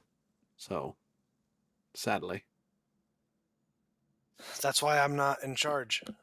I'm a grunt. I like it that way. All right. Well, I'm gonna go listen to the council bitch and moan, and if we need like a sheriff, would you be cool with that? I've never done that before, but I mean, that's essentially what a first mate does anyway. Captain sets the rules on the ship, first mate enforces them, so. It's just a really Yeah, we're big probably ship. gonna need that. I know, but I can't And it's think an of a better island, so person. that's, wow, I wasn't even trying to do that. And Yeah, I did that.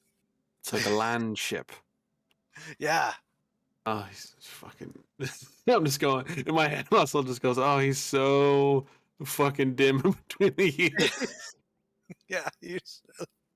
He's not Big the brightest. himbo dwarf. Yeah, he is not the brightest bulb in the in the chandelier. All right. No, you're doing great. I appreciate you. Thank you for everything you've done so far and everything you're about to do. Because Farah thinks that she could command the Marines, and there's no fucking way a bunch of dwarves are gonna take orders from Farah. Anyway, I have to go finish organizing the patrols. Was there anything else? No, you're fine. Do you want me to act like I yelled at you and just go back to work or anything like that? Or Not particularly. all right, then, as you were. All right. He turns and walks off. Bringing us to all of your gathering to entreat with the people of Aspida. There are 4 chairs set out for you as no shade or anything, Farah, but technically only 4 of you are recognized as the leaders of. There's an empty 5th chair there, as your retainers are there in attendance with you, and they come, who are kind of like organizing it and going out and getting people and bringing them in. As they say, you have 113 supplicants who would like to meet with you today. We will bring in the first one. I would like everyone to make Constitution saving throws. Not me, though, because I'm not technically a ruler. Nope. Hey. Natural 18. Woo. Dirty 20. Oh, no. 21. Thank you, Luckstone. Can I hit myself with a charisma enhanceability periodically through this? Certainly. Because I need to cancel that exhaustion disadvantage. Certainly. How you doing there, Artanis? 14. 14. So Ossel and Artanis, I need the 2 of you to make wisdom saving throws.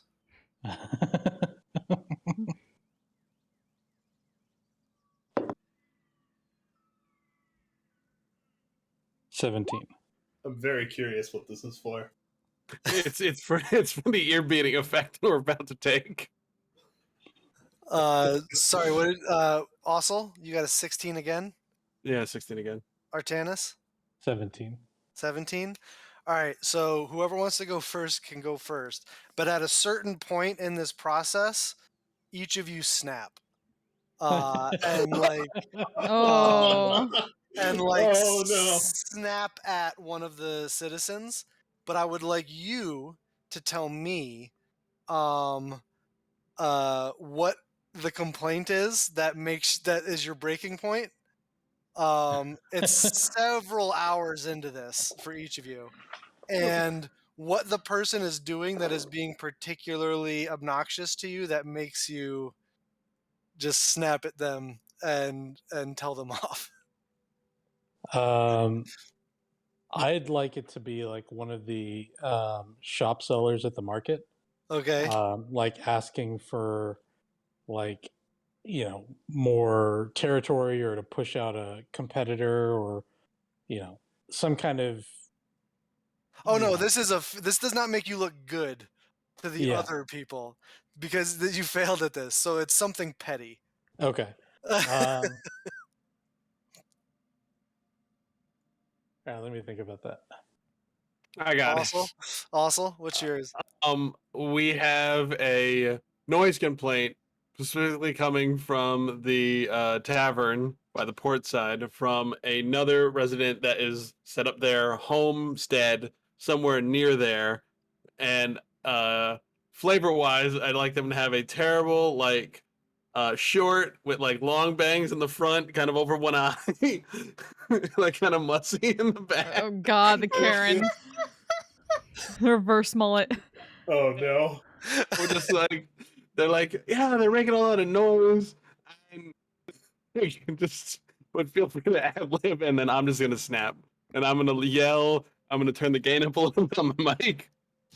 Oh God, no. Oh God, no. But also just goes, all right. So you're upset about the noise. I get it. All right. The stress of the day, of all things going on, people barely have enough to survive. And you are upset because people are having a slightest bit of joy brought by music and ale. How fucking daft are you? She chair falls down. She goes super Scottish.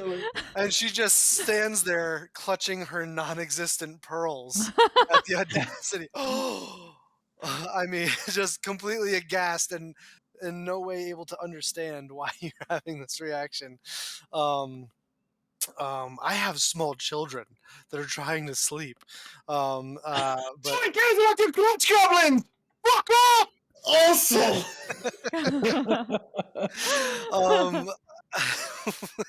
I met a real Karen today. I've actually been housing some energy, so I was hoping this was gonna happen. Damn. What's the other everyone's so Mel, Donald, and Farrah, what are your reactions to this? I look horrified and start trying to like mitigate the damage. Mel just reaches out for like her cup of water on the table and just takes a long drink. Farrah, standing off to the side, starts laughing loudly. Artanis, what's yours? Okay, so I think it'll be a shop seller, but it'll be like they're asking essentially like something, you know, reasonable, like, hey, I need some help rebuilding my shop after a storm or something like that. But I'm taking it like way out of context as a handout, asking for like a pure handout of greed. And I'm like, we have killed a dragon, we have killed hordes of red caps, we have provided light, we have provided the marketplace that you're asking for more in, and you're coming to me now for more, and then I like prestidigitate some sparks just to look intimidating in my hand. Bilbo Baggins! Do not take me for some conjurer of cheap tricks.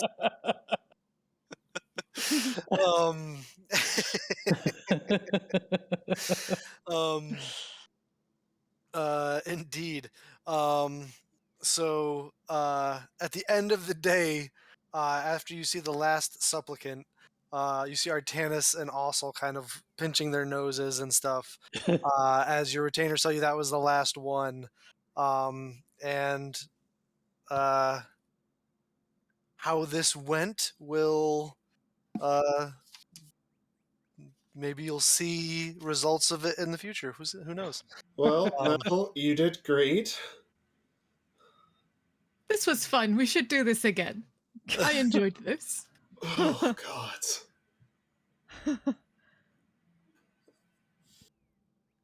Also, I'm dragging you to the island tomorrow. You're going to help me finish writing the criminal code. And you're going to come with me to that stupid island that your god wants us to purify. That's fine. That's fine. We're making it a lot of... We're banning that haircut.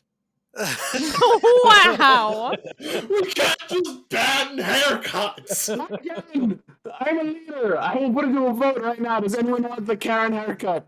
We don't have a law against murder yet. We can't ban haircuts before we ban murder. Okay, then it's on the docket. I'm fine with that.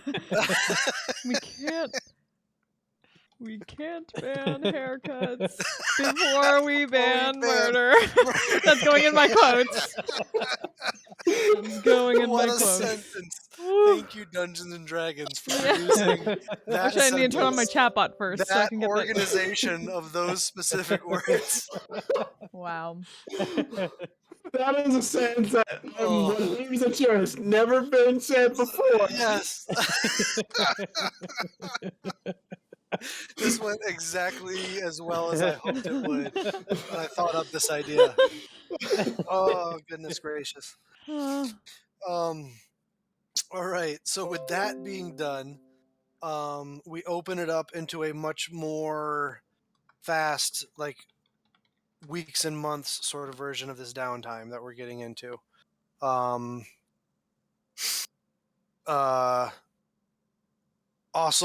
and Donald, the code of laws you guys can do in your downtime. We don't need to do that in session. But not that it has to, I mean, if you want to, you don't really have to. You can just say we write up a code of laws, and when it comes to it, like you guys are the law essentially. This is the beauty of We are the law. fiction. We can essentially retroactively write laws and not have it be A gross miscarriage of justice. Exactly. Because that's it won't be a gross miscarriage of justice because we're making the justice. I don't know. I just need everyone to just be fucking Sylvester Stallone from I am the law. Thank you. That was an underrated movie. Mm-hmm. I love that movie. Chris was it Chris no No. was the act that Rob Schneider stole the show in that film. Mr. I am the law. Mr. I am the law. So what kind of stuff do you guys want to get into? Enchanting, traveling, training, outfitting, crafting. What would you like to do? We have big chunks of time to play with here. You know what I want to do eventually. I know what you want to do. Step to the plate then. Let's batter swing.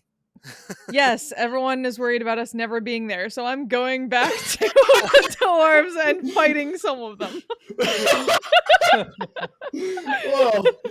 For cool powers. That's how our shadow government works, right? We're not really there. Yeah. Well, no, but 4 of you could still be there, or 3 of you technically. Like, I don't mean to exclude you, Farah, but I would like to work towards maybe a cool in-game moment where they're like, take the seat. Anyway. Hey, Farah, do you want to fill in my slot while I'm gone? Pick basically does everything anyway. Well, that's Mel, because I know that you weren't super excited about this aspect of the game, so I gave you a retainer that takes care of it all for you. Thank you. It's still difficult, but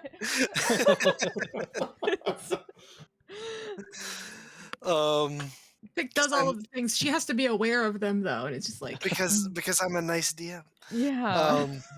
But step do your thing.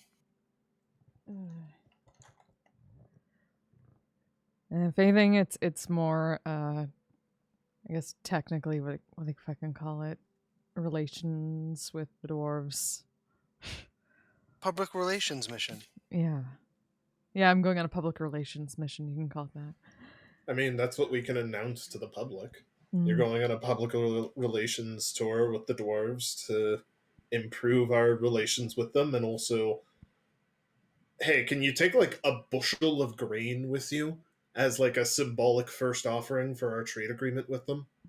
Absolutely. Awesome. We also probably should say whether or not we want gold or resources, since one of us is going. Sheep. That's it's wood, sheep. We're not making a trade request for sheep. At least go for brick or stone. They're dwarf. Steady stream of mind flayer parts.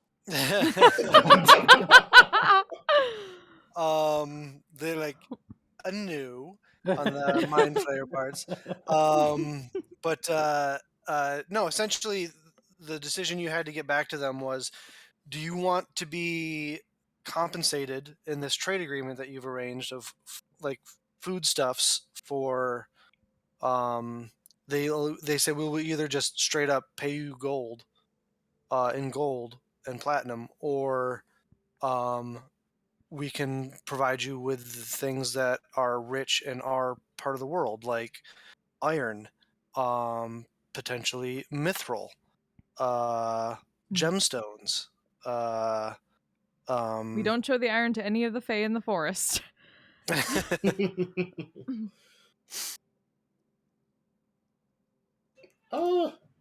I mean, we don't have a ton of like iron or gems on the island, do we? I don't remember what's in the northern I mine. believe we do have some iron in these hills, but we don't know how. But like, we also need to excavate.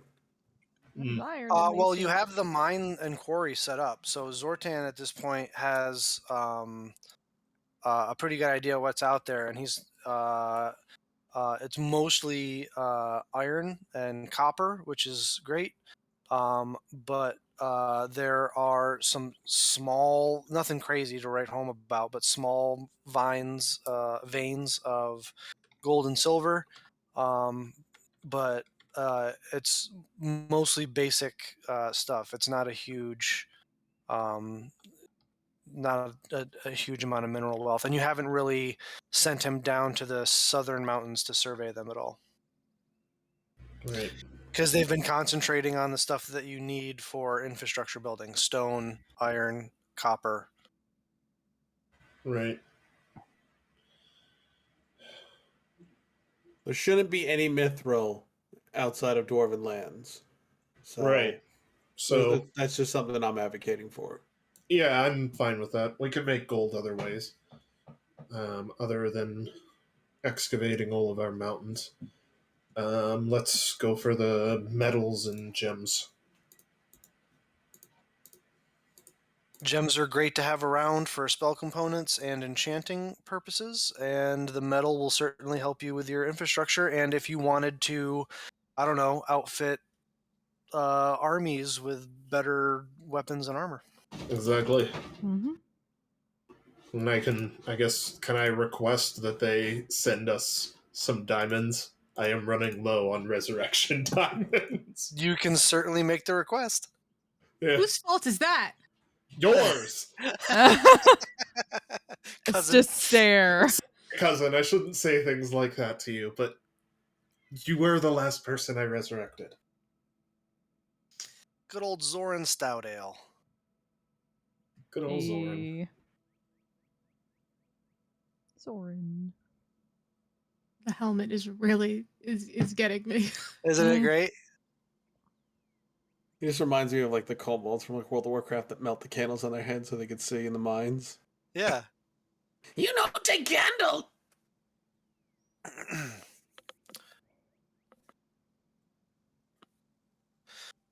Have me sign it, Dommel. So they actually, you write it and I'll rewrite it.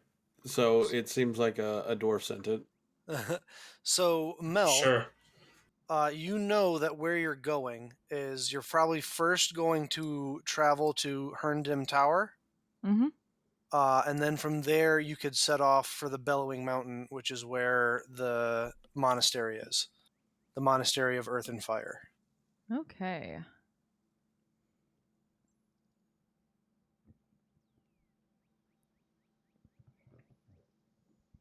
And while we do this, you guys can all think of all the cool shit you want to do over the weeks and weeks that Mel's gone. Yeah.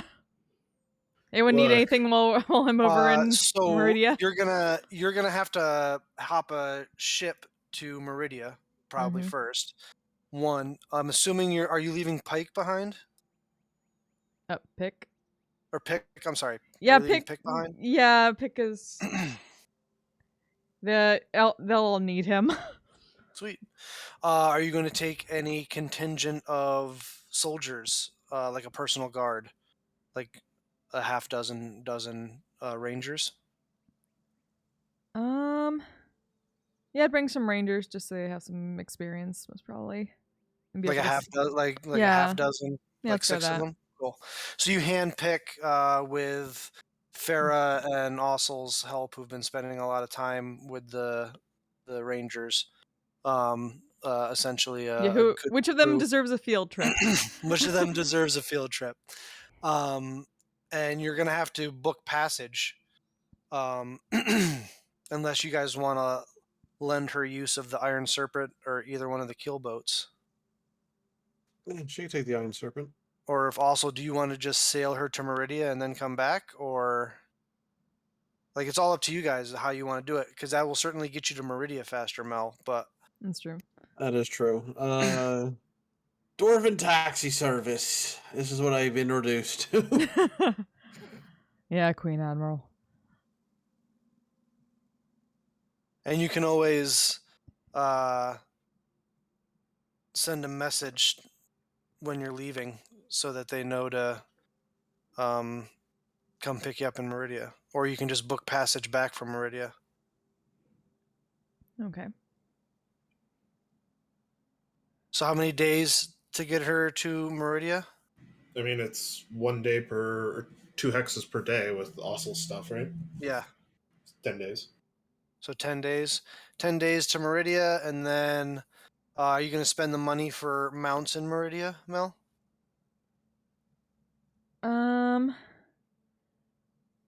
Yeah. Yeah, I Yeah? probably need those. Okay. Good. So that'll be you do 2 hexes a day because of the mounts, and it's on a road. If you stay on the road, that is.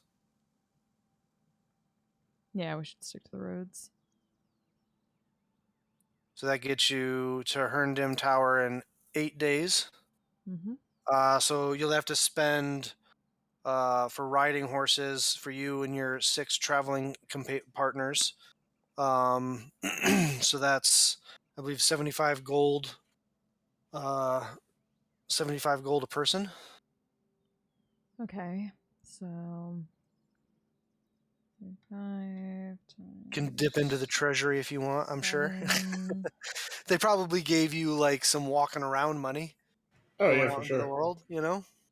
Some sort of stipend for your business trip. There we Here, go. I have 1,000 gold from the treasury. There you go. You got Okay. 1,000 gold with you from the treasury for your just walking around money. Okay. So wait, so 75 for I guess 7 people at this point because I brought 6 with me. Yep. That's So 525. So 525. And you can collect half of that back if you return them when you come back to Meridia. Okay.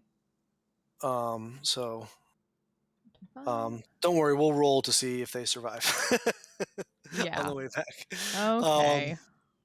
But you get to Herndam Tower. So that, what was that? So it would have been, it's 18 days of travel to get to Herndam Tower. From there, it's going to be a much more arduous journey. The dwarves say that they will happily, there's a party of, a contingent of soldiers that are stationed at Herndam Tower that say they would be happy to escort you to the Bellowing Mountain and guide you. They are happy to send some of their rangers with you, who are favored terrain is mountains, so it really helps with the travel. Perfect. You take care of your business there, dropping off that first ceremonial piece of grain. As a matter of fact, having sent word ahead, which I imagine you did, Senator, excuse me, one of the senators is there to ceremoniously accept it as well. Please tell me it's Fireforge. She's cool. And it is indeed Senator Jurgen Fireforge. Yeah, I would hope so since I'm going to Belling Mountain. Yeah, but she says, Brutor's getting older. Travel doesn't really agree with him. He has a lot of there's a lot going on, and Gimdrul, as I'm sure you've probably figured, there's all sorts of changes happening. Yeah, that makes sense.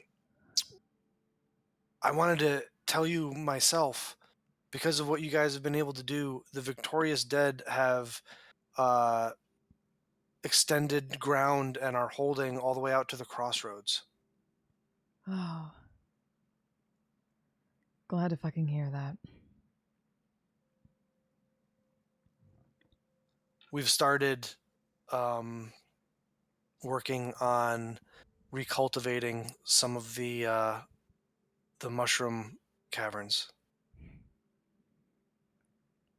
It appears that they weren't able to cultivate only mushrooms and other fungus down there, but other sort of subterranean, like tubers or vegetable type things.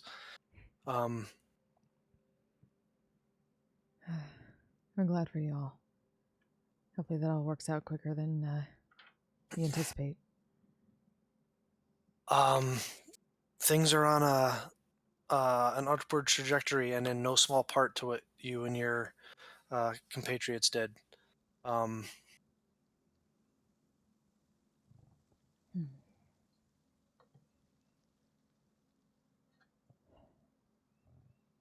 Well, it helped us all out. Indeed. If you excuse me, I have someone to beat up. Oh, right, yeah. But anyway, you spend the night at Herndam catching up with the senator, and just exchanging information on all the good stuff that's been going on. You tell her about the dragon. She wants to hear all about slaying the dragon and the hags and stuff. And says, "Another dragon? Oh, you guys are busy." You're fucking telling me. But eventually, you make it all the way to the Bellowing Mountain. An additional 8 days traverse. As the Master Rangers of from Herndam Tower escort you to the Temple of Earth and Fire. Damn, we almost had Earth, Wind, and Fire.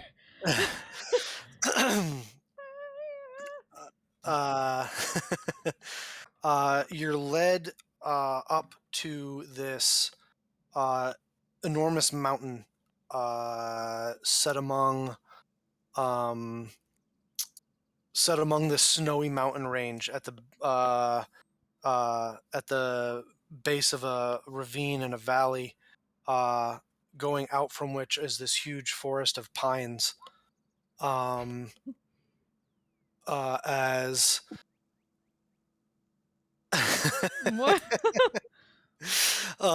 As you are led to this open tunnel at the base of this smoking mountain peak, this active volcano.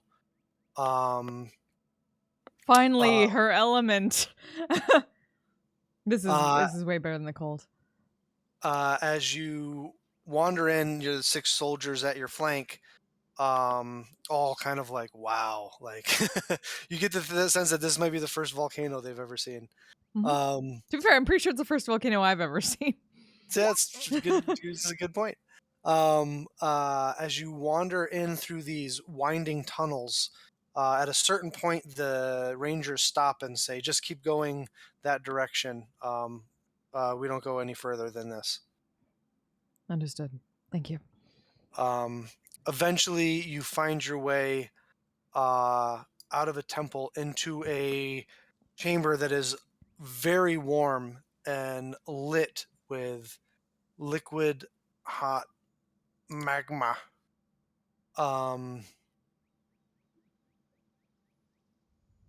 As you make your way into the open chamber of the Monastery of Earth and Fire. And as you come in out of this small tunnel over here, seeing the bridge before you, and across the way, there is a dwarf there,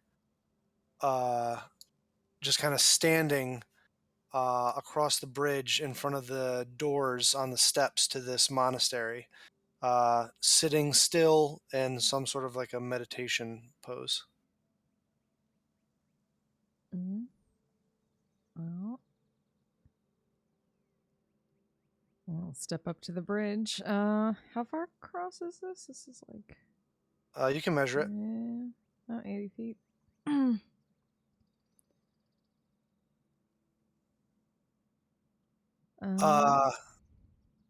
As you cross the bridge, the soldiers at your flank starting to shed a lot of the winter gear that they were wearing. I don't give a is fuck, though. As it's quite hot in here.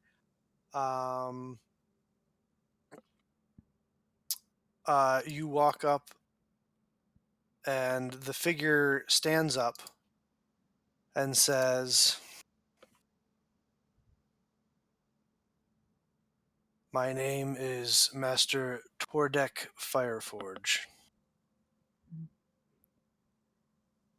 I'm Melanosidaris of Aspida. I have been informed of your arrival and understand the purpose for your visit, and allow me to welcome you to the monastery of Earth and Fire."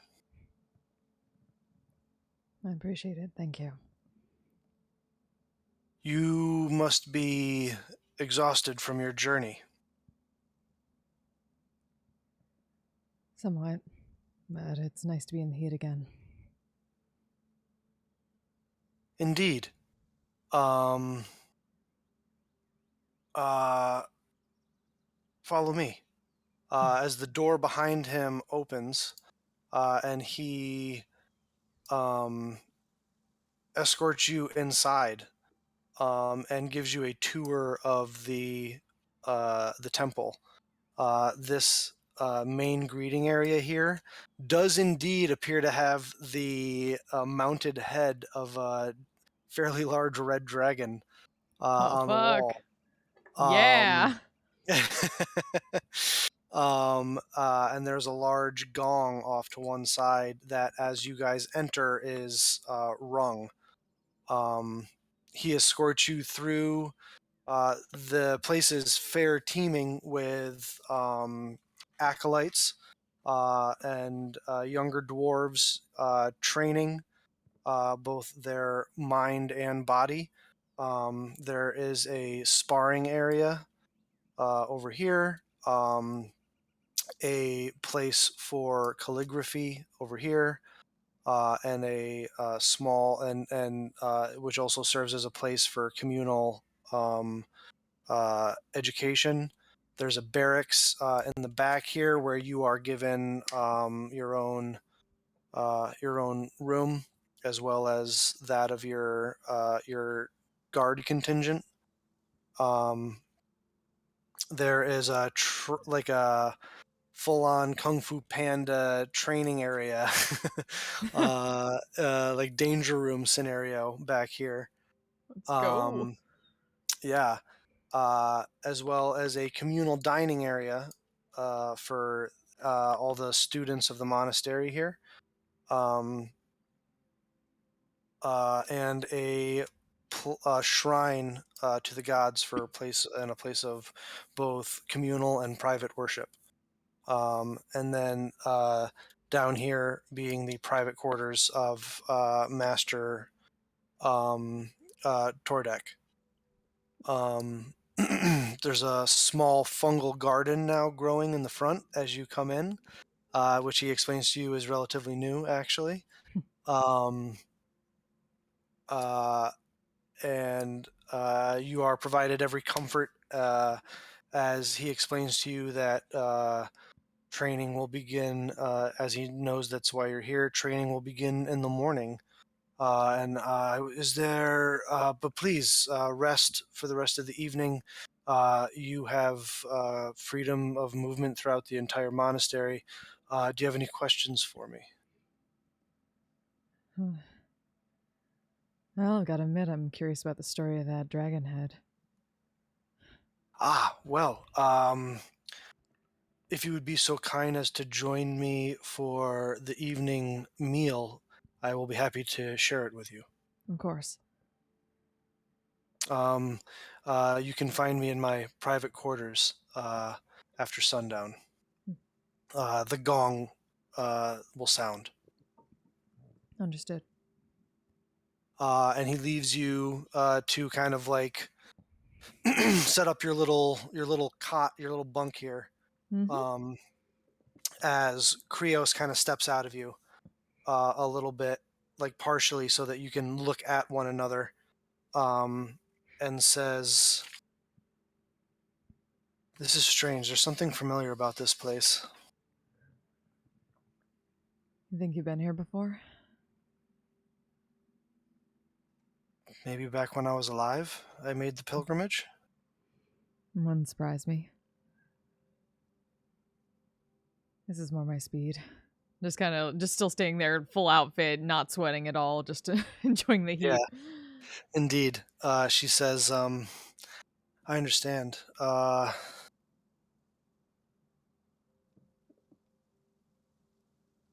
Mine as well."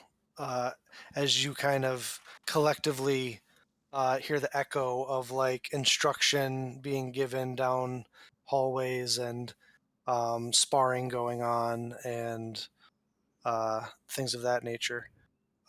She says, "I get a good feeling from Tordek."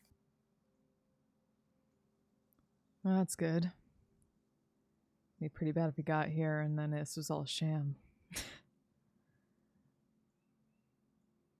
Their philosophy, I don't know if you saw, you don't, probably didn't. There was a plaque under the dragon head. I think you were too busy staring at the dragon head. Yeah. Their philosophy seems dualistic. Mm-hmm. I don't know that there's a direct translation to common, but something about stoicism of the mountain until it's no longer time to be stoic, in reference to, and she gestures to the volcano. That would make sense. Earth and fire.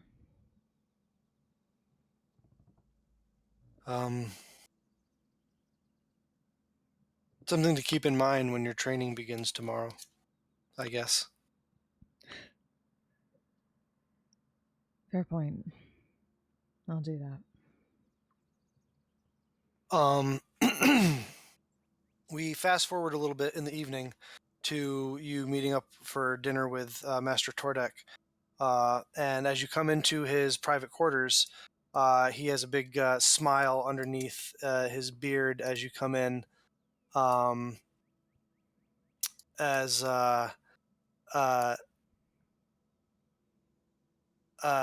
he lays out like a huge plate of some sort of meat with these like seasoned and steamed like big portobello mushroom sized fungus and these sort of like yellowish orange sort of sweet potato-y tuber looking kind of things with these actually nice and delicate little porcelain like this tea set too. As you come in and sit down, and he says, I must admit, I'm curious how you came to the way of harnessing your key.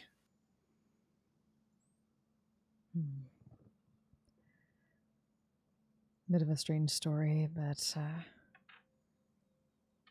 happened to come across a master who needed my help, and I needed hers. So we formed an agreement. Oh, a master of what style? Do I actually know like a proper name for it? Yeah, it's the name that is given in, like, it's the name of your class as. Oh, okay. Ask yourself. Yeah, as Krios I believe you guys have had that conversation. I don't think we never said the word astral self, but well, maybe no, you're maybe right. I don't think we may have never ever actually said it out loud. But yes, that's so. Yeah. Ghost arms.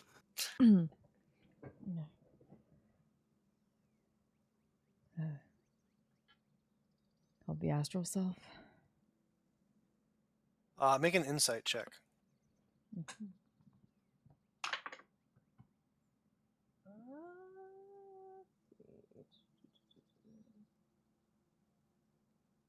13. 13.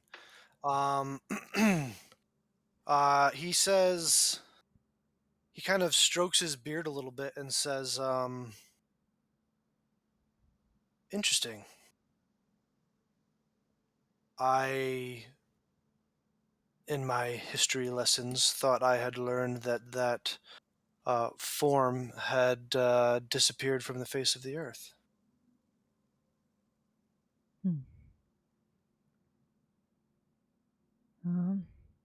Maybe it had, or at least from what people could see.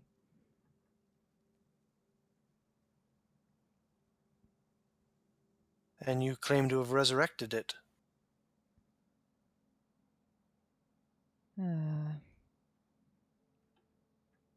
Not so much me as my teacher. I'm just sort of the conduit.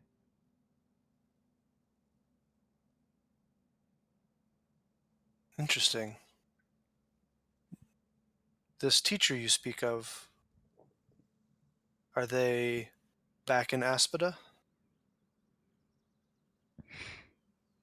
Just kind of smirks a bit and thinks in her head, this is going to be an interesting conversation, isn't it? You hear back, perhaps not in the way you think. Since you got a good feeling for him,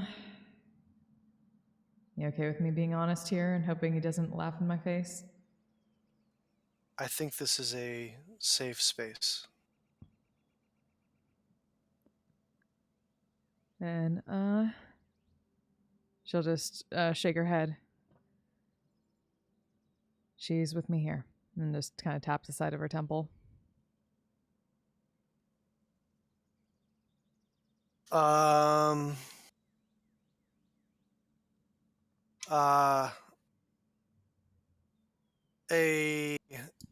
kind of look of recognition crawls across his face a bit. As he rolled a 25 on his insight check into you. Oh, damn. Yeah. And he says, my people are intimately familiar with connecting with our ancestors.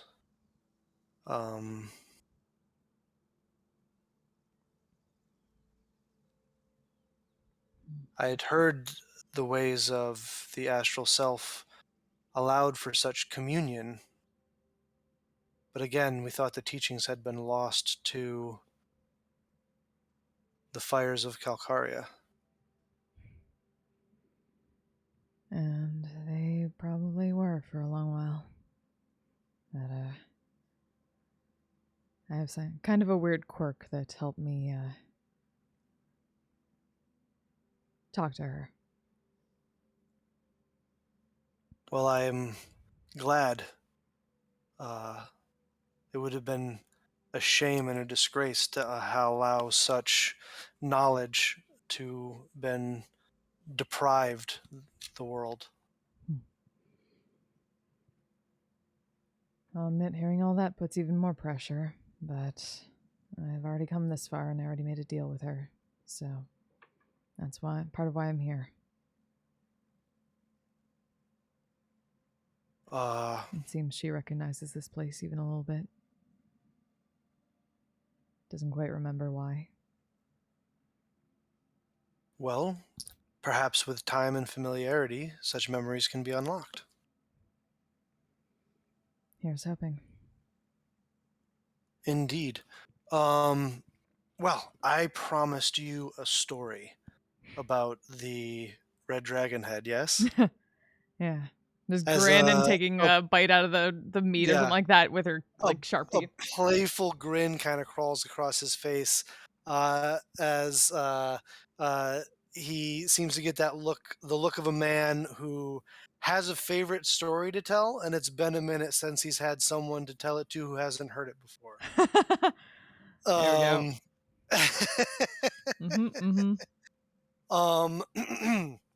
But he begins to spin this tale for you, and is indeed starts moving his hands around, and the his inner key begins to manifest, and you watch as he begins to manipulate some of the fire from the candles and sort of mold and transmute slightly some of the stone in the room to help play out this scene visually, as well as he speaks, as he uses his elemental attunement as a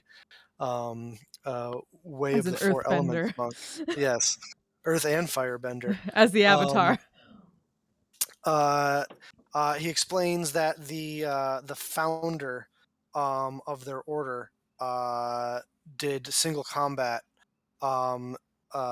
with the ancient the red, not ancient, but the red dragon that called this volcano home back before the Titan War, and in that fight developed the techniques that would become the way of Earth and Fire. Though her name has been lost to the ages, the monastery, he explains, suffered some damage during the Titan Wars, and that those scrolls were lost. The scrolls containing her name the story were damaged, and so the name has been lost to the ages, but the story survived. And apparently that head. Well, yes, they one of dwarves, oddly enough, a big hobby among dwarves is taxidermy. So we are people who enjoy hunting and fishing. Noted. And ponder why also. Wait, did we actually? We took back a dragon head, didn't we? You did. Yeah. You did bring back the green dragon head, as well as collecting trophies. So that makes sense.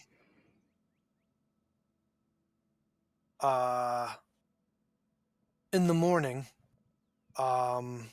we will begin our training. I hope to learn as much from you as I am able to teach, to be quite frank, and would respectfully request permission to, once your monastery is constructed, to travel to the island and train with you in what I was once thought lost techniques. We would be glad to have you. Very well. I will meet you on the bridge in the morning. That will be the next sound of the gong. Understood. It helps to mark the passage of time here deep within the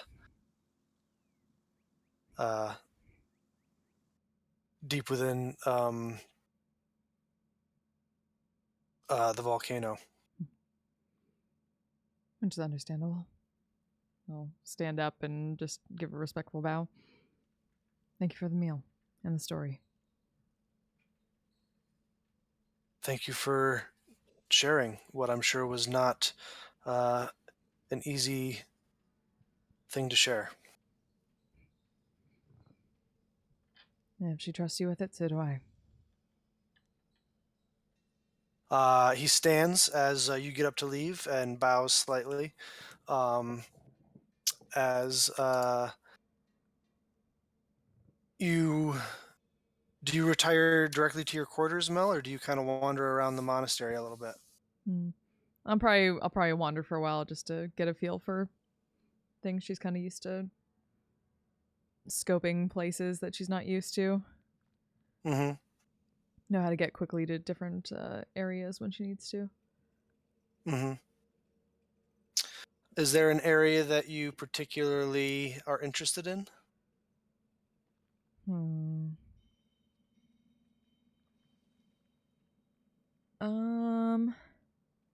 Probably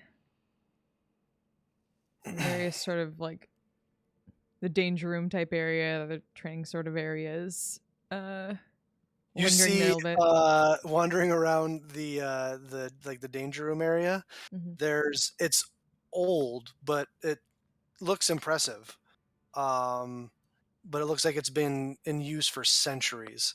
And you can every once in a while you find a spot on the floor with like a dried blood stain that they haven't been able to quite get out over the from years and years and years and years. Yeah, I was thinking the same thing. Like, that's one of that. As you hear a little in your head, a little like that's it's good to know some things are the same everywhere. As you get a flash of an image of your little makeshift Yoda obstacle course back home. Yeah. In the morning. Oh, sorry. Go ahead. No. So that moment of, I can already feel my back aching just looking at this. In the morning, Master Tordek meets you out on the bridge, and you sit and meditate together, just trying to block out everything, concentrating on sounds of the liquid hot stone traveling beneath you, the sweat on your brow, the sounds all around you,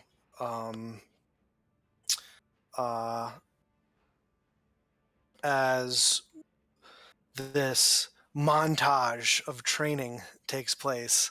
Gotta have sparring, a montage. Yes. Sparring sessions with some of the younger acolytes. More than a little bit of time in that same danger room running the obstacle course there. And as well as some time in that room studying calligraphy, Dwarven calligraphy specifically, as well as some of their scrolls that speak of the development of this form and style. Because as with all monk styles, there is a spiritual and mental aspect to all these fighting styles, not just a physical.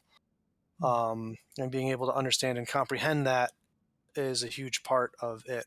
A lot of the literature and instruction talks about the duality of a person and not fighting against it. When you encounter something that makes you want to explode, that's the appropriate reaction.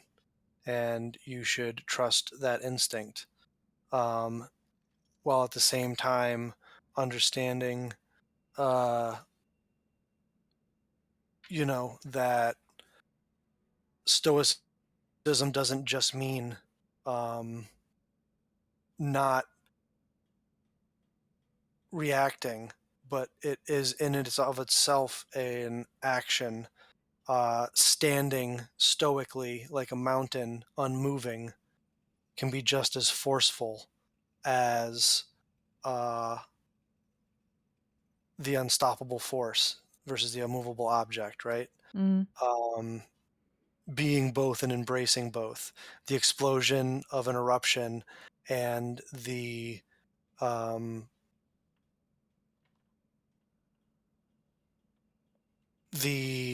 wisdom to soak in the ages and allowing things to happen around you to understand them.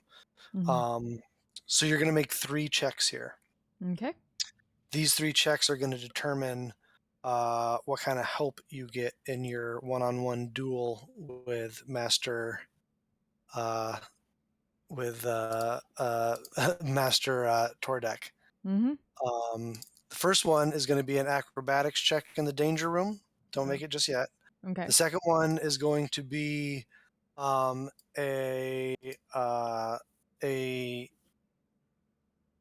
excuse me. The second one is going to be a wisdom based check for the it's going to be an insight check for the meditation, the introspection. Mhm. And lastly is going to be an athletics check for the sparring. For each one that you succeed on, you will gain, just for this fight with Master Tordek, an additional key point Okay. above your maximum. Oh boy. Yeah, gonna need that. Okay. The DC for each is going to be a 20. Okay. Well,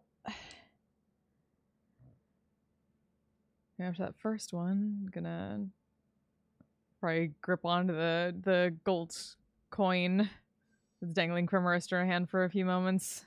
And just kind of hold it up against her forehead for a second and just steady yourself and then get to work.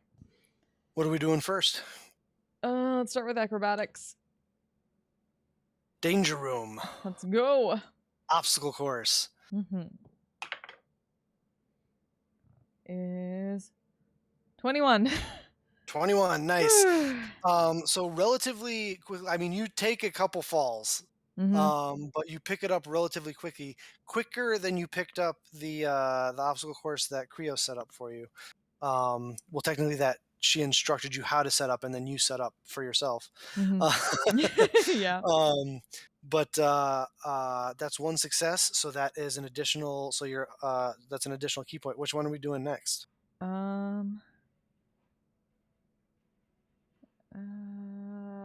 Let's go with the athletics. Just keep on that physical train for the moment. All right. As you begin sparring with several of the students, and then eventually, as you begin to progress, sparring with multiple of them at a time to understand how these forms work when fighting multiple opponents as to a single opponent. As a thing, actually, let me check something. This is taking place, by the way, over the course of several weeks. Also, depending on how well you do on these, is going to determine how long the training takes you to get to the point where Master Tordek thinks you're ready to battle him. Can I use my astral arms for the help of this? Because it does allow me to use wisdom in place of my strength modifier for strength checks.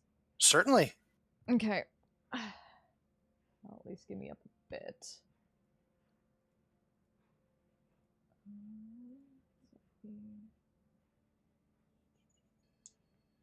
You manifest your arms, and a matter of fact, Master Tordek is thoroughly intrigued, and as you're starting to show off your form as well, he is he gets that same look that on his face that the philosophers get when Artanis shows up with the codex.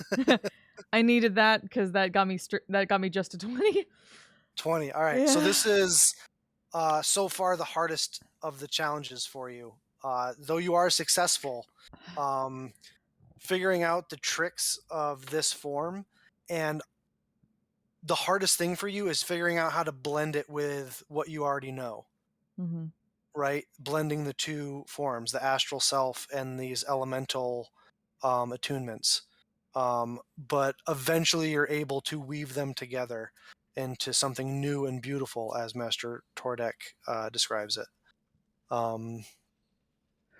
Lastly, your insight check for the meditation. So you're at 2 successes here. Oh, this is not going to be good, but okay. No, it's just a 14. It's a 14. All right, so that's not successful. Well, it's not that it's not successful. You don't get the key point, the extra key point. It just takes longer than you would like to hope. This is the one that's really the trip up for you, the introspection. Shocker for Mel.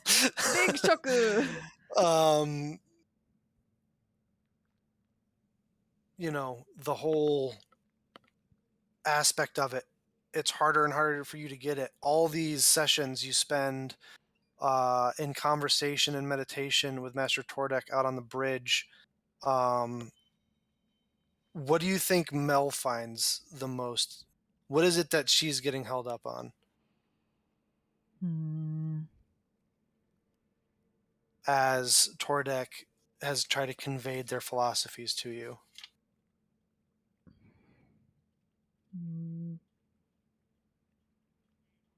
Probably the more explosive side of the philosophy, because she's been a soldier. She's always been taught to be like the more stoic, the more like focused in that wing, and she can't be very loud, and she was never able to be like loud and like totally angry and dealing with what you need to deal with. Otherwise, it wouldn't work. Tordek kind of looks at you and says, and when that's appropriate, it's appropriate, and you excel in it. Being able to be quiet and listen is a skill that not many can master. However, certain outside influences should induce certain things from you. When you come across injustice, are you not inflamed? When you see those that you care about being threatened and violence being done upon them, is not the appropriate reaction to become loud in protest? Physically, if need be? I think I understand that, but I have a bit of a history with that going up against my job, and it kind of broke me for a while. Indeed. This is where the introspection and stoicism comes in. Knowing when to erupt and knowing when to stand firm and knowing when to bend.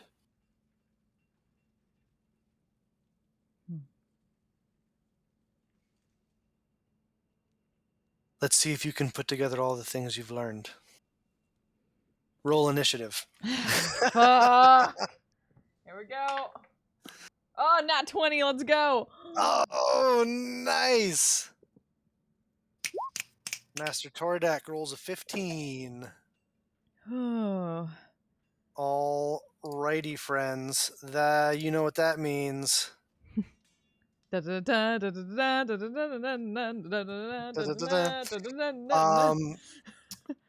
You are as follows.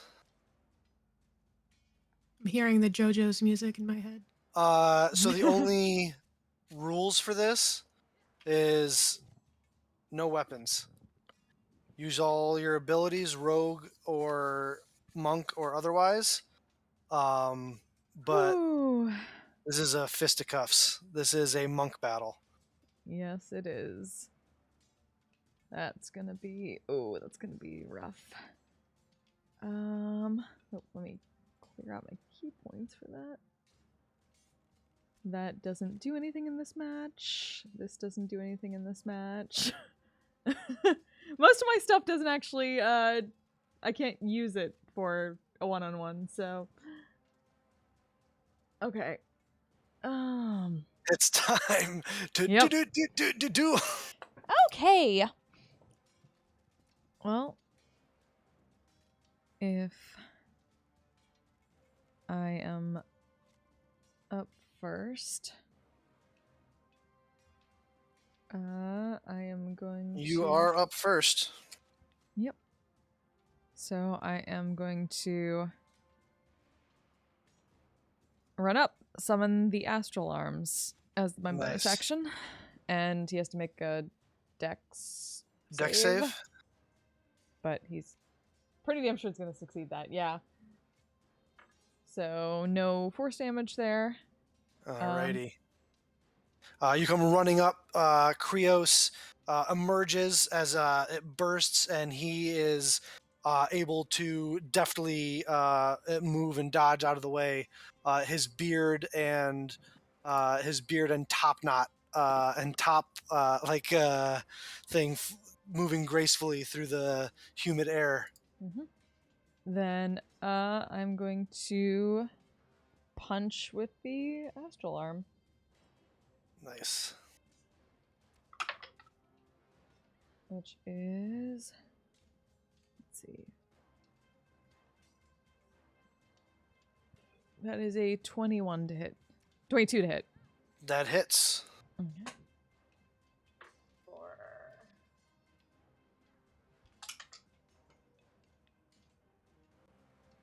7 force damage. 7 points of force damage. Nice. Does that end your turn? That is all I can do at the moment. All right. He is going to wheel around you to the other side here. Mm-hmm. And then he is going to make 2 unarmed strikes against you with his action. Oh, wait, hold on.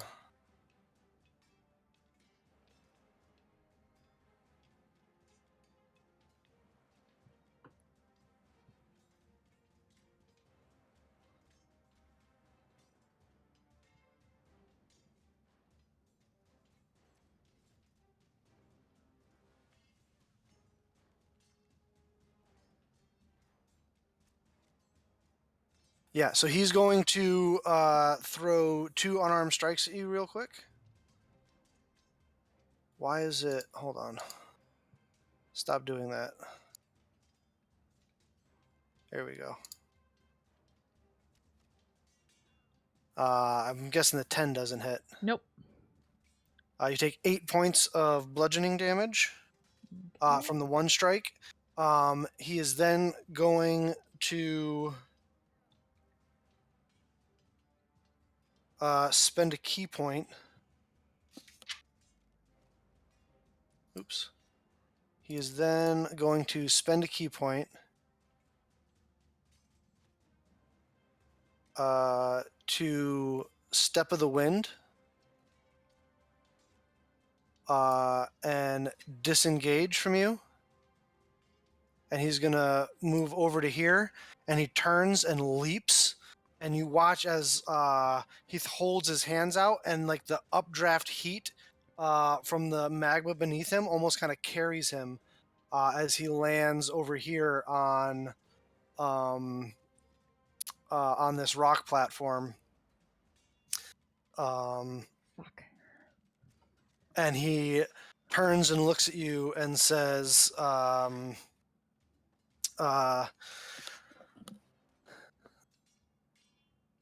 and just gives you the good old... Oh, God damn it.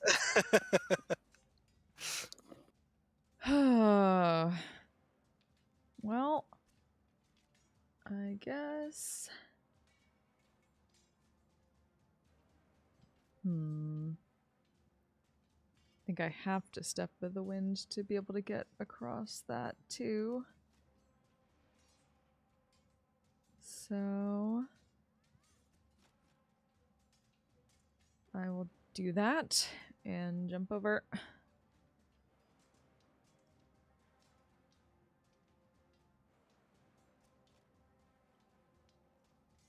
Make an athletics check.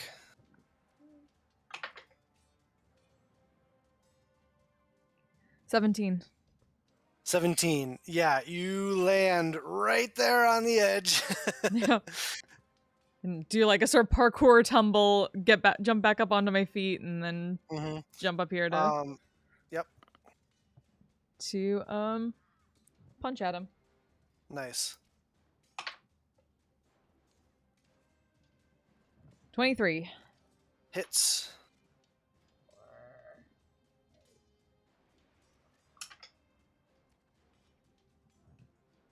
Six force damage. 6 force damage. He is going to use his reaction. Oh no, wait, never mind. Sorry, that's not a thing. I forgot about that. Fuck. He is going. So how much? It was 6. Yes. Points of damage. Yeah. Boom. All right. Does that end your turn? Yes. All right. He is going to.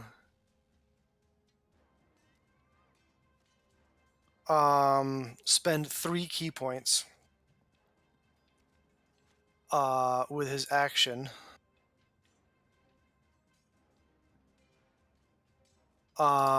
As he flourishes around, and the rock around you shoots up around you. I need you to make a wisdom saving throw.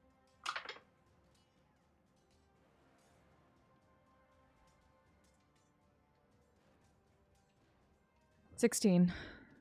16.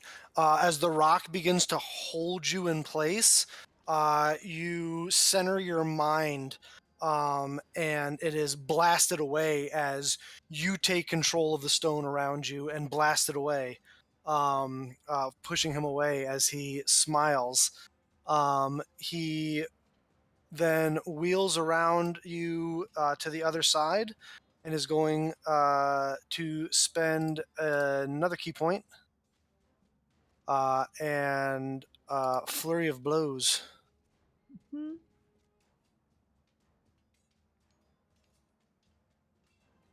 Do both hit? Both hit. I will uncanny dodge one of them. All right, so you take 15 points of bludgeoning damage as he blasts Cyndia. I forgot to do that last time because I'm a dumb.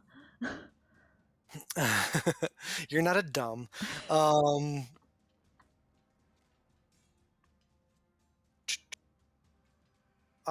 And lastly, on that last one, he is going to spend 1 more key point, and I need you to make a Constitution saving throw. Okay.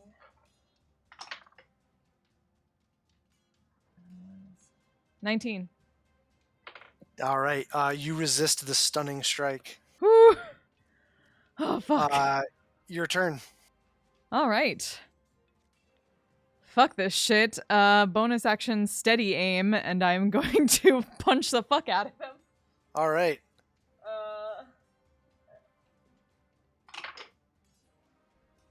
Nat 20. Let's go. Oh no. So that's technically that would be 7 plus 18 is the minimum because of. So it's a D4 Sneak. plus your Dex modifier. Yes. So So that's that'd be 7. 7 plus what do you got? 2 or 3d6. 3d6, 18. So 18 plus 7 is 25. 25. Plus roll. Plus roll.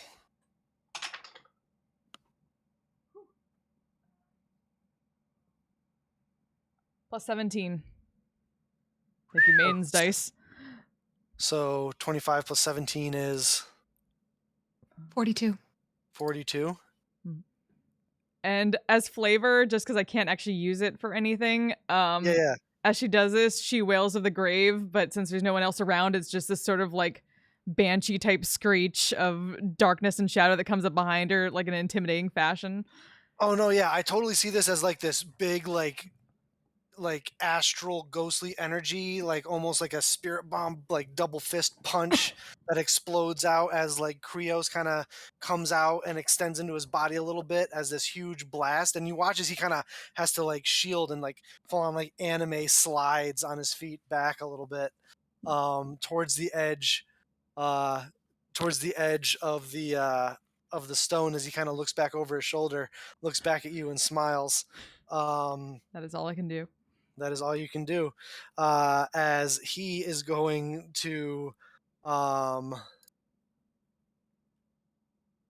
spend. He's gonna move. He's gonna stay right where he's at. He's gonna spend a key point.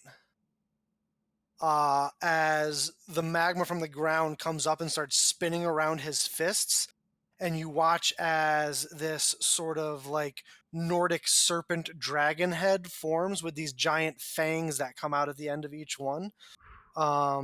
As he is going to attack you.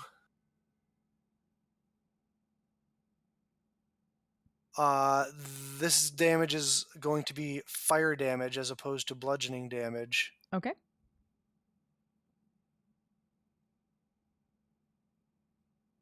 Unarmed strike, unarmed strike. Who? And he's going to spend a key point on each of those to add a d10 of fire damage to it. Okay. So for the first one, that's 8 plus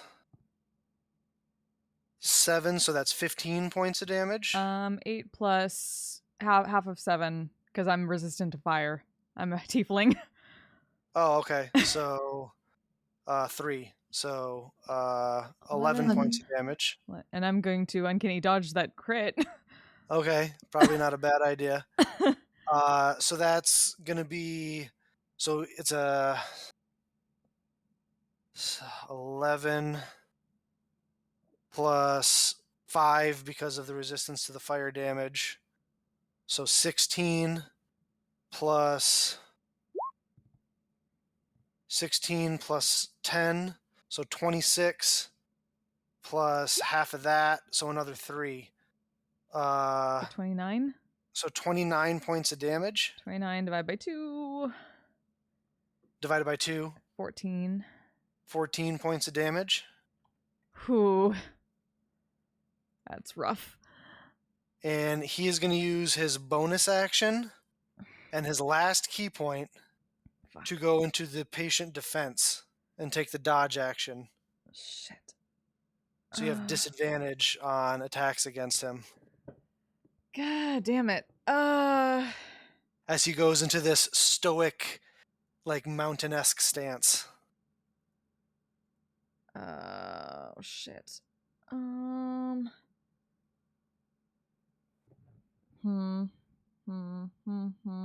Your turn. Yeah. Ooh, it's down to the wire. I can't use. I can't steady aim. Well, I can steady aim, but it won't give me my sneak attack. Yep. Great. Almost like he learned from your last attack. Almost like. Almost like. He's also been watching you spar with all of his, acolytes over the last couple weeks. Yeah. Because, by the way, based on your rolls, you've been here for 2.5 weeks. Yep. I'm sorry, 2 weeks. Ah, fuck. What are you doing? Well, shit. It's either fucking steady aim and maybe get 1 hit in, or probably get no hits in out of 3 for disadvantage. But shit. He's looking super wobbly. Yeah. I'll just tell you right now, you have more hit points than he does. I bet. Well, because I can see your hit points. So you got this, Flint. We believe in you. Go for it. Full up. Yeah, I guess I'm going. Flint? Yeah, I guess I'm flurry of blowsing. Flint. Yeah. With your passive perception, you kind of look around, and you can see the fungus garden is lined with his students, as well as the 6 rangers are all standing there. They're all enraptured. Oh, great, the fucking pressure. Yeah. They're all enraptured watching. They're like murmuring a bunch amongst themselves. Some of them are like, you can see are making bets and stuff. It's all right. Like, yeah, it's... There's a pressure there, but knowing that this is going to be very difficult, she's going to like just kind of flip the coin back into her hand again, just grip it really tightly. I'm like, let's fucking go. And flurry of blows, plus regular attack. 3 strikes? 3 strikes with disadvantage. Oh boy. First one. Come on, Lady Luck. First one is a 16. 16. Mm-hmm. Just barely hits. Oh, fuck! So that is... Roll damage. Yep. It's a D4 plus... That is 5 force damage. 5? Mm-hmm. He's still up. Next one. So, Come on, Taiki, come on. Oh, that's another 16. that's another 16. Yep. You roll damage. That's cocked. It's another 5. It's another 5. Mm-hmm. Narrate your victory. Yes. Oh yeah. Very nice. So yeah, she's holding the coin inside of her fist as one of the astral arms comes down at him, swings into him. The other one grabs hold of him, and she just kind of like pushes herself forward and punches with the fist holding the coin down towards Nice. the ground. He takes the shot and drops to one knee. Turns, stands up, takes one step back, and with a smile kind of just puts his hands in front of him and bows to you. We'll do the same with the astral arms also like coming together and bowing. And then help him up. You help him up, and there's a huge cheer that goes up from the crowd that is formed. Some of them are like, "Oh," because you can see that they've lost bets. But the Aspidon Rangers are all big, like super psyched, and hands in the air cheering. As some of you notice as you kind of pull your fist back from that last punch, you can see that there's that fiery molten lava that's kind of swirling around your fist like his was.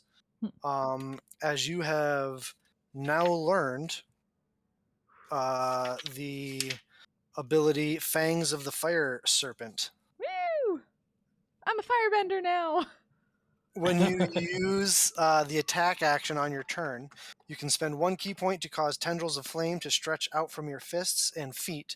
Your reach with your unarmed strikes increases by 10 feet for that action, as well as the rest of your turn.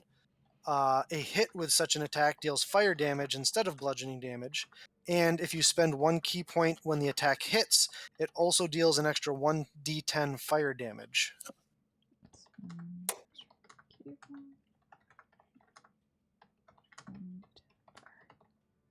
Okay.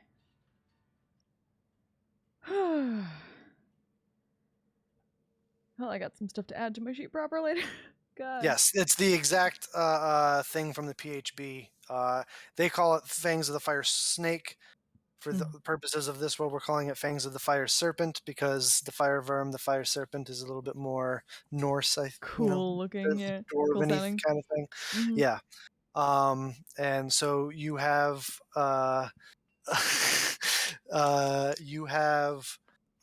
gotten your badge from this gym. Hey! As this happens, as this moment of connection happens, and you've added this element of another style to your style, you hear Krios in your head cry out in a slight shriek of pain as you share a vision.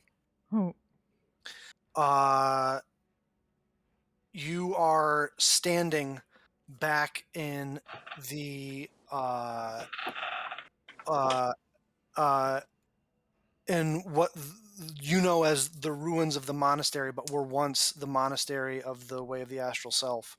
And you can watch arriving this Calcarian wizard on the island. It comes to the monastery addressing Krios.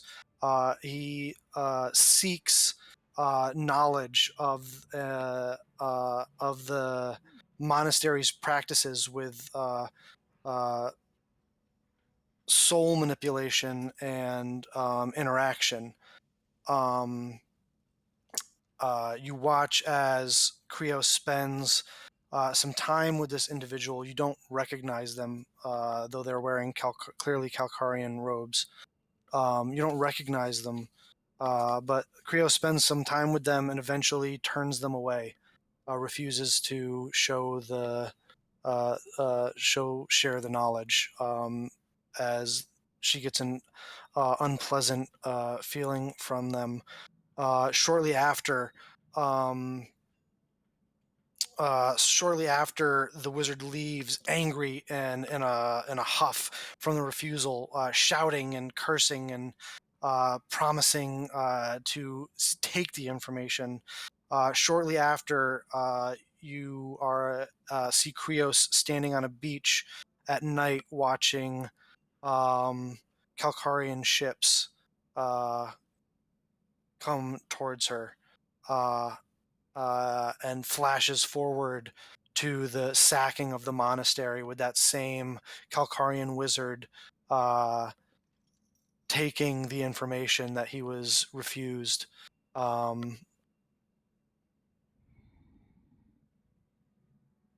As the vision cuts out and you're back where you currently are, as Master Tordek is kind of standing over you, trying to, as you were kind of clearly hunched over in pain, is trying to help you and ask, "Are you okay?" When she looks back up, her eyes are like burning fire, just like thaumaturgy just went off, and just Philonicasis blazed in her eyes for a moment, and just anger. Oh. Of course, they fuck everyone over.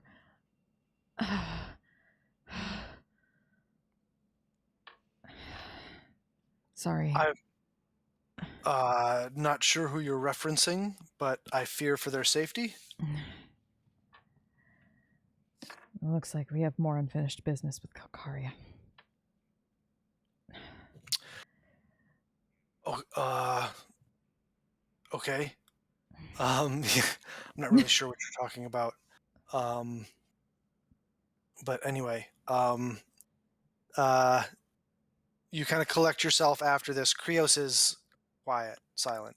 Even if you try to engage with her, she's just kind of like, I need time to process this. Like, yeah. It will be the same amount of travel time to get back to the island. If there's any last things you want to do to wrapping up here before you leave.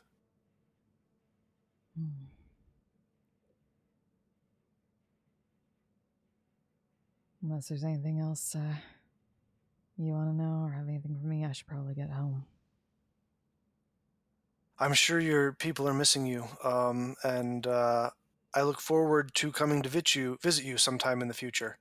I still have a couple centuries, to go, so I don't know it'll be immediately, but I'm not super experienced with your species. I don't know what kind of lifespans you enjoy. Definitely not that much, but if anything, the monastery should be done for you. Excellent. It's not done. Well, I send word when it is finished, and I would love to come and see it restored. We'll do that. Thank you. He sends you off with the same meal that he made for you that first night when you came to dinner. He kind of sends you off with like a little travel version of that for your first day of travel. Packed lunch. As well as he presents to you. It's symbolic now because they ran out over all the years, but it's a ruby in the shape of a red dragon scale, as sort of like an indication that you have communed with this monastery and are welcome here and familiar with their practices. Truly did get a badge. Nice. I mean, you know, it's not Pokemon always. up to level 50 will now obey you. Yep. Spirit souls of level. Yeah. It's more like souls up to level 20. Below. But so I'm sure Dom has already calculated when that means you should arrive back at the island. I mean, how long was she there? 2 weeks. So that means you're gone for 66 days total, which, give me a sec.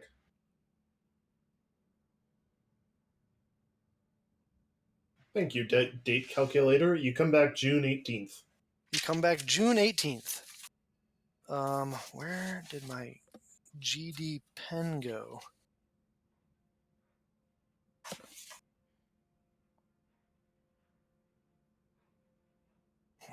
What the tarnation?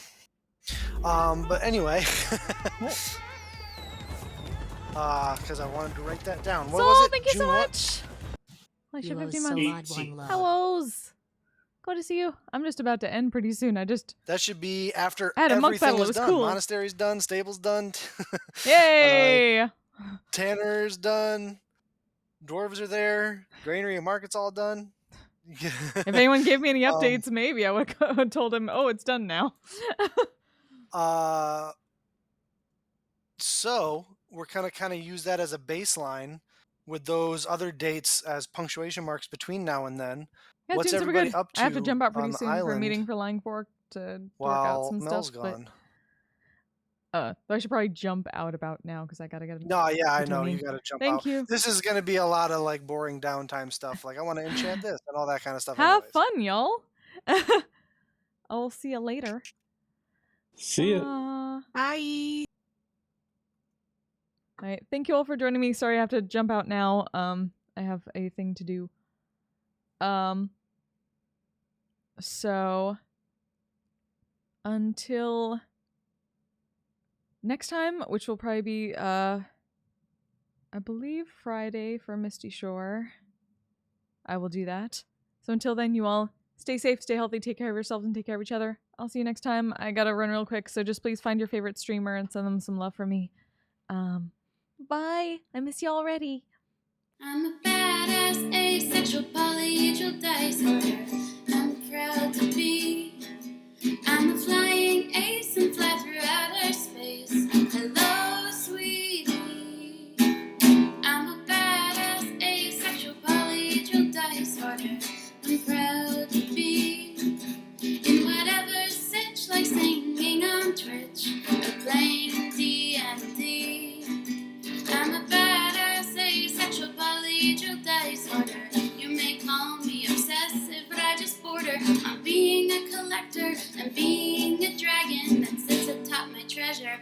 That's so shiny. I'm a badass, asexual, polyhedral dice order, and my partners love me for it. I'm a natural 20 when it comes to being me. I'm a time traveler, so Alonzi.